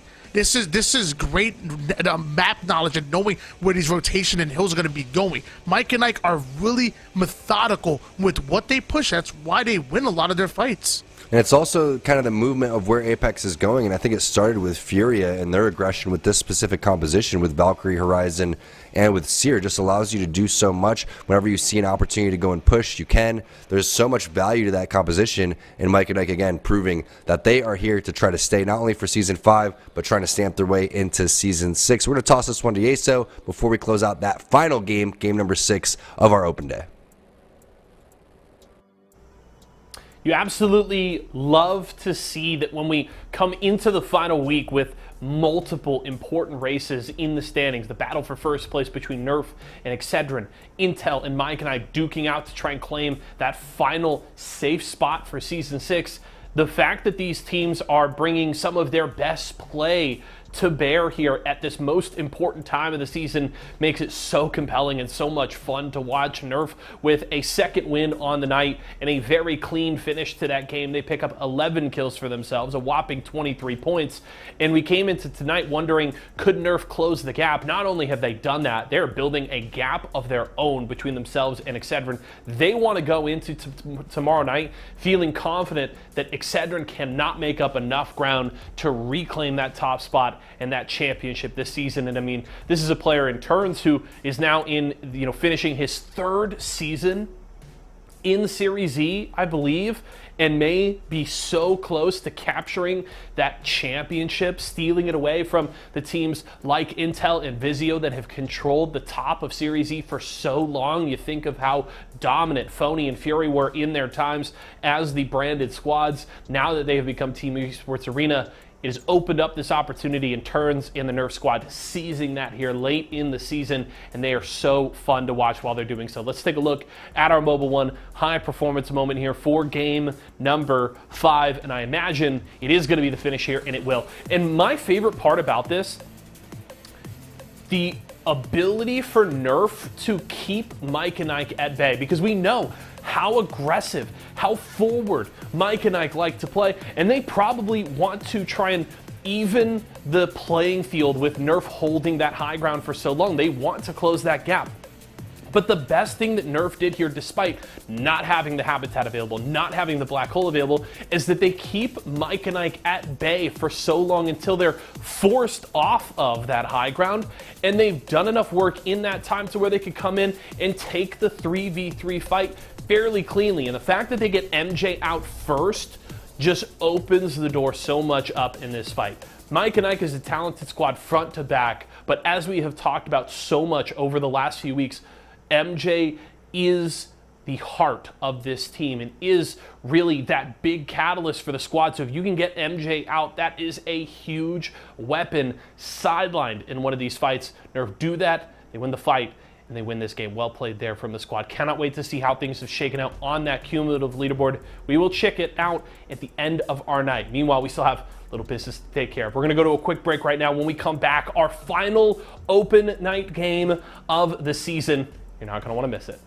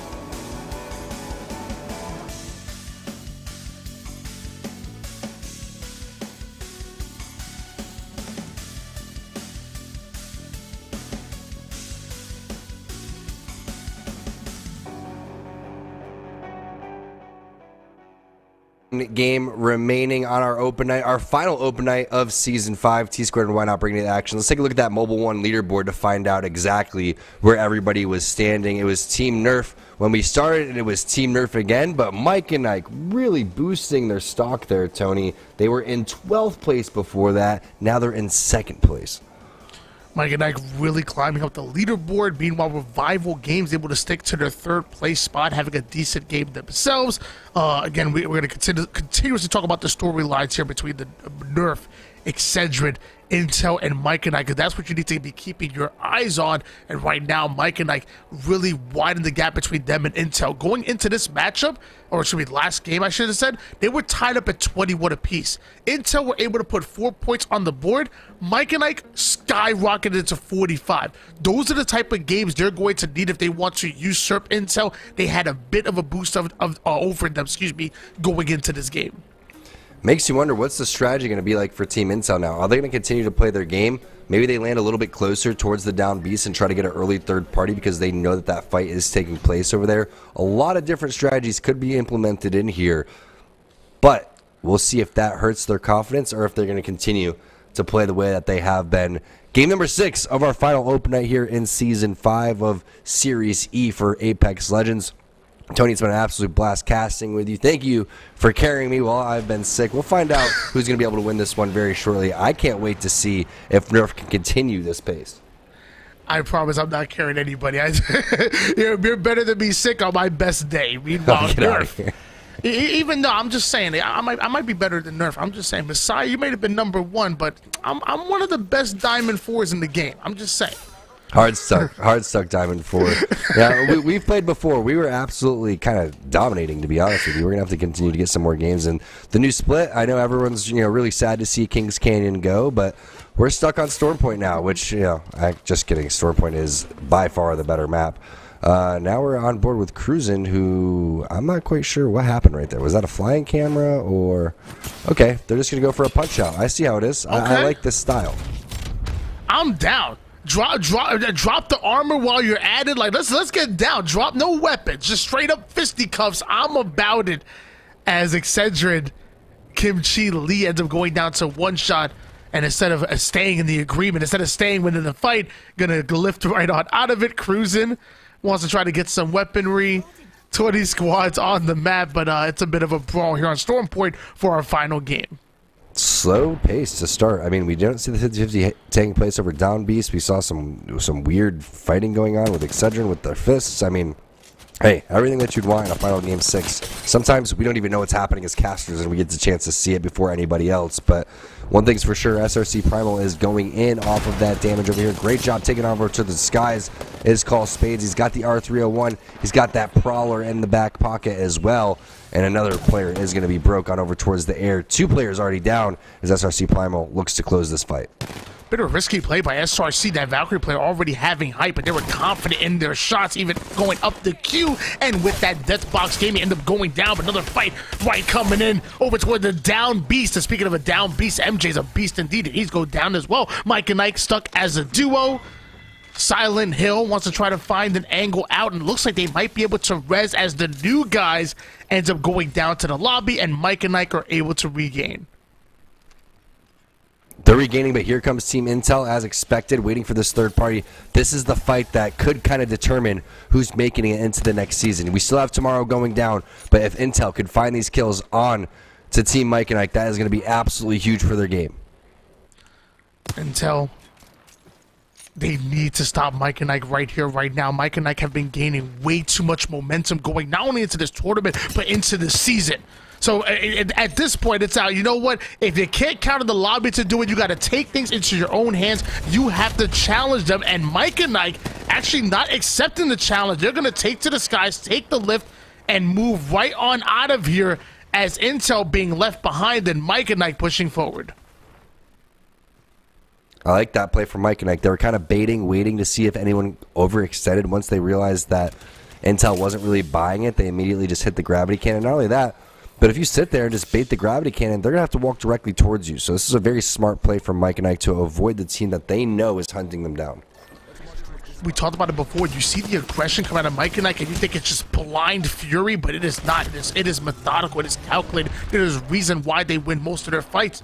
They are a great fighting squad, and also they pick their positions well. Meanwhile, Razor getting into a huge fight indeed. Valkyrie gonna end up going down, and just like that, LTC Esports thought we had a bit more time. They even had the Prowlers on their side, and sadly that was gonna be enough. They end up going down in Esports Arena. They're gonna implement a lifeline. I'm not mad at this. I like this, having a little fun in the final game. Ash, Maggie, and Lifeline, a little bit of a ranked composition. It could work out. Lifeline, we've seen, if you've been watching Jen Burton's streams, he's been rocking a lot of the Lifeline. Ash is still very viable. Amu, one of my favorite players to go and watch that one. And then you have Maggie, who a lot of players can play Maggie, but I feel like whenever you watch Maggie's play, they just are playing so confident because of that amount of speed boost that they're getting. One of the legends we didn't see that I was kind of expecting was a little bit more Bangalore. We didn't see any Bangalores today overall from both of our maps, so we'll see if we see that tomorrow on our Pro Day. It's going to be going down at the same time, so make sure that you tune in for that one. Excedrin trying to defend their first place spot off of Team Nerf, but it's very close at this point for our fourth place race and our first place race as we get the first look at the zone, pulling back on over towards the mill and down beast, very similar to game number 4. I have this weird theory that I feel like Lifeline is like a really good offensive legend to have, like just like in arenas and whatnot. If you can control the numbers and control the health battle, I feel like there's so much value in Lifeline, especially if you're going to get really aggressive. So I love the fact that combining Lifeline with the Maggie, get aggressive, play those numbers, and play that health, and really throw your opponents off guard. It seems like a weird composition, but to be honest with you, I'm actually about, especially for an aggressive one, that Esports Arena probably looking to implement as to climb the leaderboards. Excedrin, one of our very important squads going in. It looks like they're down to a 1v1. Excedrin go down. Phase 1 Esports have to give up their game in order to do it. Both hit the lobby. Deciding to split the difference. We're down to 15. Yeah, both teams taking each other out right there with the zone starting to close in. Now Primal is making their way in. Our second Ash that we've seen. Great timing on this third party. Can they clean up both of these teams? Tyson's the first team to go out. There's the EVA 8 coming in from Truth onto Pup-Tart, and Steamroll is getting dropped as well. This is what you expect in game number 6. Always extremely fast-paced, and I love watching Ash being utilized here on Stormpoint. And of course, is Mike and Ike implementing a charge rifle here, holding onto that high ground. Mike and I playing more towards the end game a bit. They want to secure these points, especially when they have the lead over Incel. That's what's important. Love the shots coming in out of Seer, but having to fight the Storm just a bit. We see MJ looking to angle out with this R301 3X. Meanwhile, Silent Hill taking too much damage, so MJ wanted to get aggressive, but now he's going to have to back down. They're going to have to regain here. Mike and I thought they had the advantage, not for long. This has been absolutely special watching Mike and Ike make this comeback over the last couple of weeks and months, really putting their team together, even especially with Silent Hills as the sub today, but he's got to get into the zone. You can see that thing's ticking away. It is just a sliver away from taking him down, but he should be able to get there over towards MJ, and he does with just 1 HP, making it a little bit interesting here on the final game on our open night. Again, Pro Night is tomorrow, so make sure you guys tune in for that. We're going to find out which teams are going to be walking away in first place, which teams are going to have to go through that relegation process. And if you're wondering if you can get in on the qualifiers, well, they are taking place, I believe, in October. So stay tuned and follow at Esports Arena for more information on how you can get involved in Series E. We've seen 5 games so far, action-packed. We've seen some of the most incredible plays, not only in this tournament, but in all of Apex. Some incredible 1v2s, some 1v3s. It's been exciting to watch, and the most exciting part of this tournament was Silent Hill making it in from the Storm on 1 health with no syringe or medkits. I was at the edge of my seat right there, even though I know even if he gets knocked, he probably would have got rezzed. But that was exciting. Top 3 for sure. I would say the other one would be Forcey's kind of 3v1 on World's Edge, where he came around, or was it on Stormpoint? I can't remember, but the dude came around and hit some that PK shot, Tony, when he was using the knockdown shields was just so on point. You know what? That was a bit more excited than him getting this story. By so close. We're talking by milliseconds. Yeah, for sure. I mean, the thing is I thought he was going down to the Storm. I'm not going to lie. As I was calling it out, I was giving him the benefit of the doubt. But at the same time, you do have your boy MJ there, who, if he's being nice, he will res you. Me, I would probably just teabag in front of you until someone shot us. With all on the line, you know what? That's the play. Meanwhile, Nerf looking to get into the play here. 43 seconds of round number 2 Hill, so they know they have to try to claim space, and we do see the ping start to come in. Nerf find out exactly where they want to move to, takes to the skies in order to get it. Is this free real estate that they'll be able to take? No, there's a team on the north side griefing them just a bit. They'll still be able to land on the high ground. So I love this positioning out of Nerf. It was the same one that Esports Arena used for about half of that last game. It's so powerful, especially if you get yourself some long-range utility like a longbow sentinel or even a charge rifle. And they're so high up in the air, those players just look like little ants there, Tony. I mean, I'm surprised that they're able to even hit the tracking with the 2x for Messiah. That's going to be Vizio, though. Blitz is going to be the first one to go down. And it looks like they pushed Vizio into another team, though, too. So they got to be careful. And this is what you love about Nerf is they're not going to bite off more than they can chew, right? They're in a good position. They want to take that kill, reset. FKA gets dropped by Intel, so Intel picking up some kills. That's going to be big, but Locke's getting a drop there with the car onto Sung, and that's going to be all she wrote for Team Vizio. Vizio getting eliminated. L plus ratio plus mouse and keyboard had a phenomenal first 3 games on World's Edge. Sadly, they dipped down just a bit, have been a little more quieter, very similar to Elevator Music, who I think they had the winning game number 1 and really haven't been able to carry that same success going into Storm Point. And we talk about it, consistency is so important, but it is not easy. It takes skill, it takes fundamentals, it takes that map knowledge. There's so much that goes into Apex, so many layers. Mike and I find ourselves within the storm, looking to get a bit of loot before they try to make their way into the next zone, even feeling comfortable enough to do some crafting so they'll be okay. Meanwhile, Esports Arena, of course, their macro on point, find themselves within the zone, find themselves within a comfortable position, and also going to find themselves a lifeline care package as well. Yeah, they should be able to get an armor upgrade throughout all of that, but he's only 16 away anyway with the charge rifle. Should be easy for them to pick that one apart, but you mentioned how the Trident has been used multiple times for some extra cover. Well, this time they're just going to boost out of there. And you know what? All 3 players are going to roll out. The lifeline drone heals so quickly. You brought up Al Ratio and MNK, how they were dominating on World's Edge. Keep in mind the 50-50s that were taking place with LTC here are one of the reasons that they haven't had such a successful time on Stormpoint. ZLB, great shots there from Zora with the G7 Scout.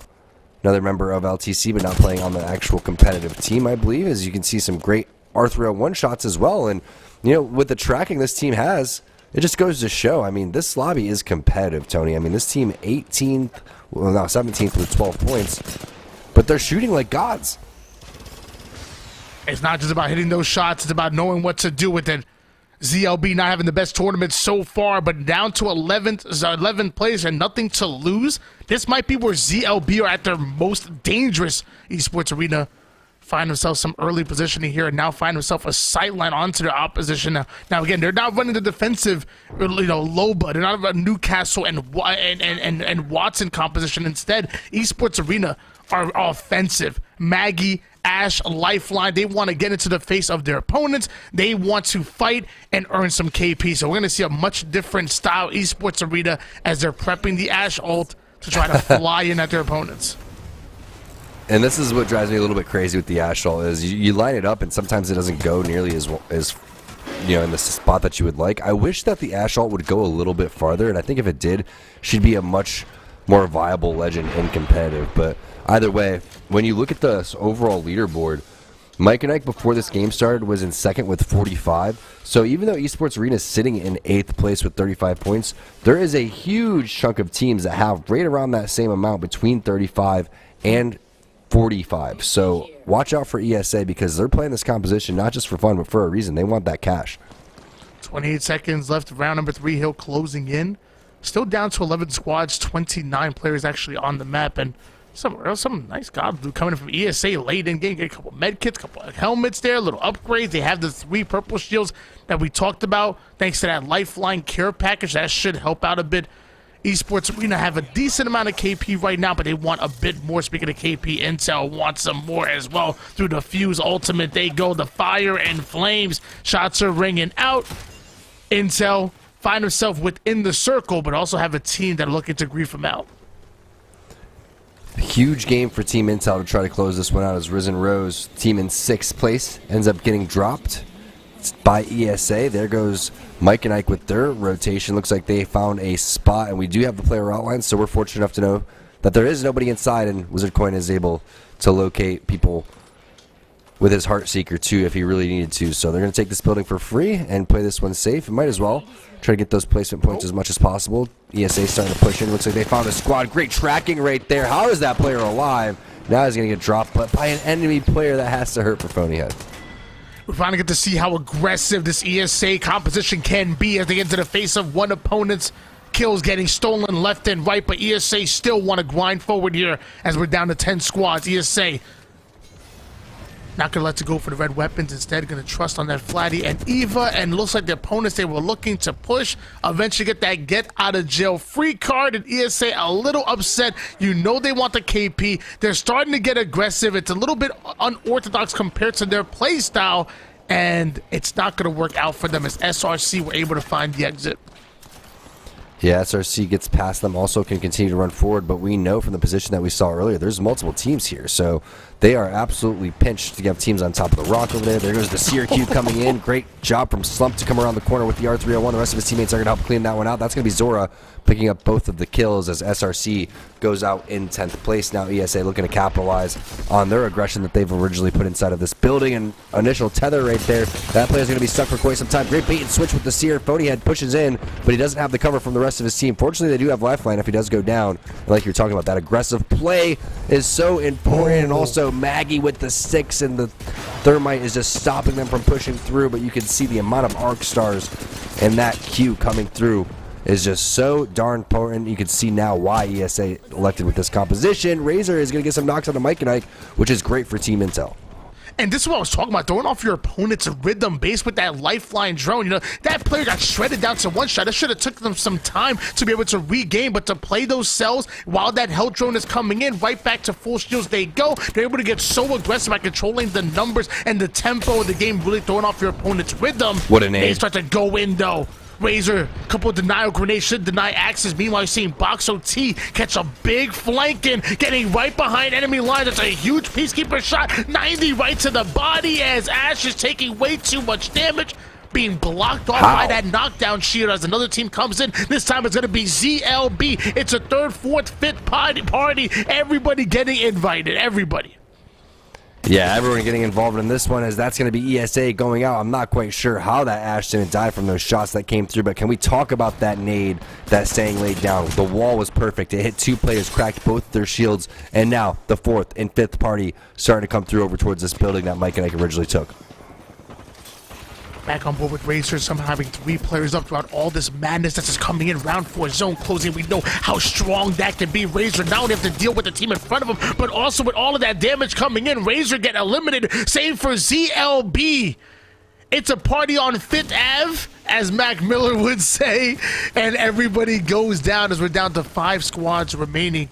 Switching gears towards L plus ratio plus mouse and keyboard, playing as a solo with at least a banner to work with. Hopefully, he can get his teammate alive with that singular beacon that's on the map. Intel's still in this one. Nerf's still in there. Our 4th place team overall in the accumulative leaderboard, and the team that started in 2nd. Not quite sure where that leaderboard is going to be after tonight when it's all said and done, but this is big for Team Intel. They let the rest of the lobby kind of pick itself apart. We know Mike and Ike is out. If they can win this game, that's going to be huge for their confidence going in tomorrow, and also for that leaderboard. There's the shots coming in from turns. They're playing this one just out as a duo. Battery going to be hit from Forcey, but you can see they are inside of the Seer Ultimate, so you got to play this one fairly careful. And getting on over towards this door is big, but it's the double scans coming through. It's also the Horizon Ultimate coming around the corner. Intel hitting them with the flank as well. The zone starting to eat them apart, and that's Revival Gaming taking over 2nd place. Nerf were able to hide from that Seer ult and not give the intel they were playing as a duo, but eventually once that Bloodhound Q came in, it gave all the information needed. Revival Games getting involved. Now we're seeing elevator music back over toward the end game. We're down to 4 squads remaining as we switch gears over towards Graham. That Nox gas grenade comes in, and we know how critical that can be. 192. Tommy ends up hitting the floor. Looks like Prophet's gonna come in. Bet he couldn't see this coming. Elevator music taking over. Yeah, you can hear the elevator music slowly taking people down. What a way to die, getting taken down by elevator music, just getting bored to death as the aggression coming in from Team Intel. You could see Knuckle Cluster after Knuckle Cluster. Revival getting eliminated. That was the team in 2nd place. the rest of Team Intel taking on over towards the high ground, over towards the mill side, and this is going to be huge for Team Intel if they could walk away with this one. They're looking healthy. They have one player down to one shot. The wingman shot's connecting there for Icy, but he needs just a little bit more. That's elevator music getting dropped, and now the straight-up 3v3. It's actually a 3v1, excuse me. Key the last player alive, and Intel is going to be able to close this one out in a matter of moments. What a big game for them, unless you get a triple collateral coming through, and it's true. Intel holding on in the final moments, making this so interesting for our storylines tomorrow, Tony. Team Intel pushing a bit of a single file line, ended up getting a 2-for-1 with that Kramer, but eventually it was a 3v1, and that's why you have a fuse in your composition. That you saw how much value you got even towards the end game. You have multiple teams fighting in that small mill house. He's just raining down grenades, getting so much damage, so much value, and eventually Team Intel used their numbers in that 3v1. And like you said, the storylines, it tells themselves. We've been looking at the battle between Intel and Mike and Ike. It was tied up going into that 5th game at 21 apiece. Intel were only able to put 4 points on the board. Mike and Ike skyrocket to 45, well over the points that they needed in order to usurp them. And then, of course, Intel come in with a huge game, final one, pulling off the win. And now I don't know what's going on with the scoreboard, because I promise you, casters are notoriously bad at math. Yeah, I'm not going to touch that one, but can we also talk about the open teams that came through here and put up some serious fights? LTC was in there, Revival was in there, Risen Rose was doing great, L plus Ratio plus M&K, Elevator Music, Steamrollers, all these teams really put on their moments and their highlights. As we take a look at the highlights from our final game here, there were so many different moments here that we could call out, and you know, we have to get hopefully the little sneaky play from Mike and I getting inside of the zone as well, but the zone killed a lot of people here, Tony. We saw that bloodbath that was taking place with LTC, with P1, so many different third parties over here, a very aggressive game. All in all, though, Intel is going to take that any day of the week. Unfortunately for Mike and Ike, they dealt with so many teams filtering in there. That aggression from ESA was ridiculous, and they played that composition for a reason. They were trying to take over second place, and they know that they needed to do something a little bit interesting. This is that push right there that stopped Mike and Ike from going forward. Yeah, there's a reason why towards the end game you didn't see anybody with that kill leader emblem. It's because the kill leader was the Storm. The Storm defeated all. And we saw it. And again, I love this composition. Implement the lifeline. Nades go in. You have Phone who goes down to one shot, but is able to regain so quickly with that health drone right back in. It's all about that timing and rhythm. Your opponents can feel, and they know how long it's going to take you to regain, and Lifeline really throws that off. And then obviously if you go down, you can really throw off the numbers by getting your team right back up and be able to build a wall between you or between your opponents and your player coming in. I think Lifeline has some value when it comes to that super aggressive play style. Obviously not meta just yet, but give it some time. So when we play rank, Tony, you get on that Lifeline, I'll get on the Ash. We'll start ranking up. We'll get you out of P4, man. We're gonna get you, or we'll get you out of D4. We're gonna at least get you D4 and a half, D3. All right, that sounds good. But Tony, absolute blast, man. Casting as always, great job today, and great job to everyone that participated. We're gonna toss this one on over to Yeso so we can close out the show. What an exciting finish to the day here as we close out our final open night for the season here in Season 5 of Series E. Apex Legends and Intel possibly finding the most clutch win of the season. Of course, still 6 games to play tomorrow, and we'll see how things shake out on that front. But with Mike and Ike surging in the standings with their performance in Game 5, Intel trying to keep them at bay.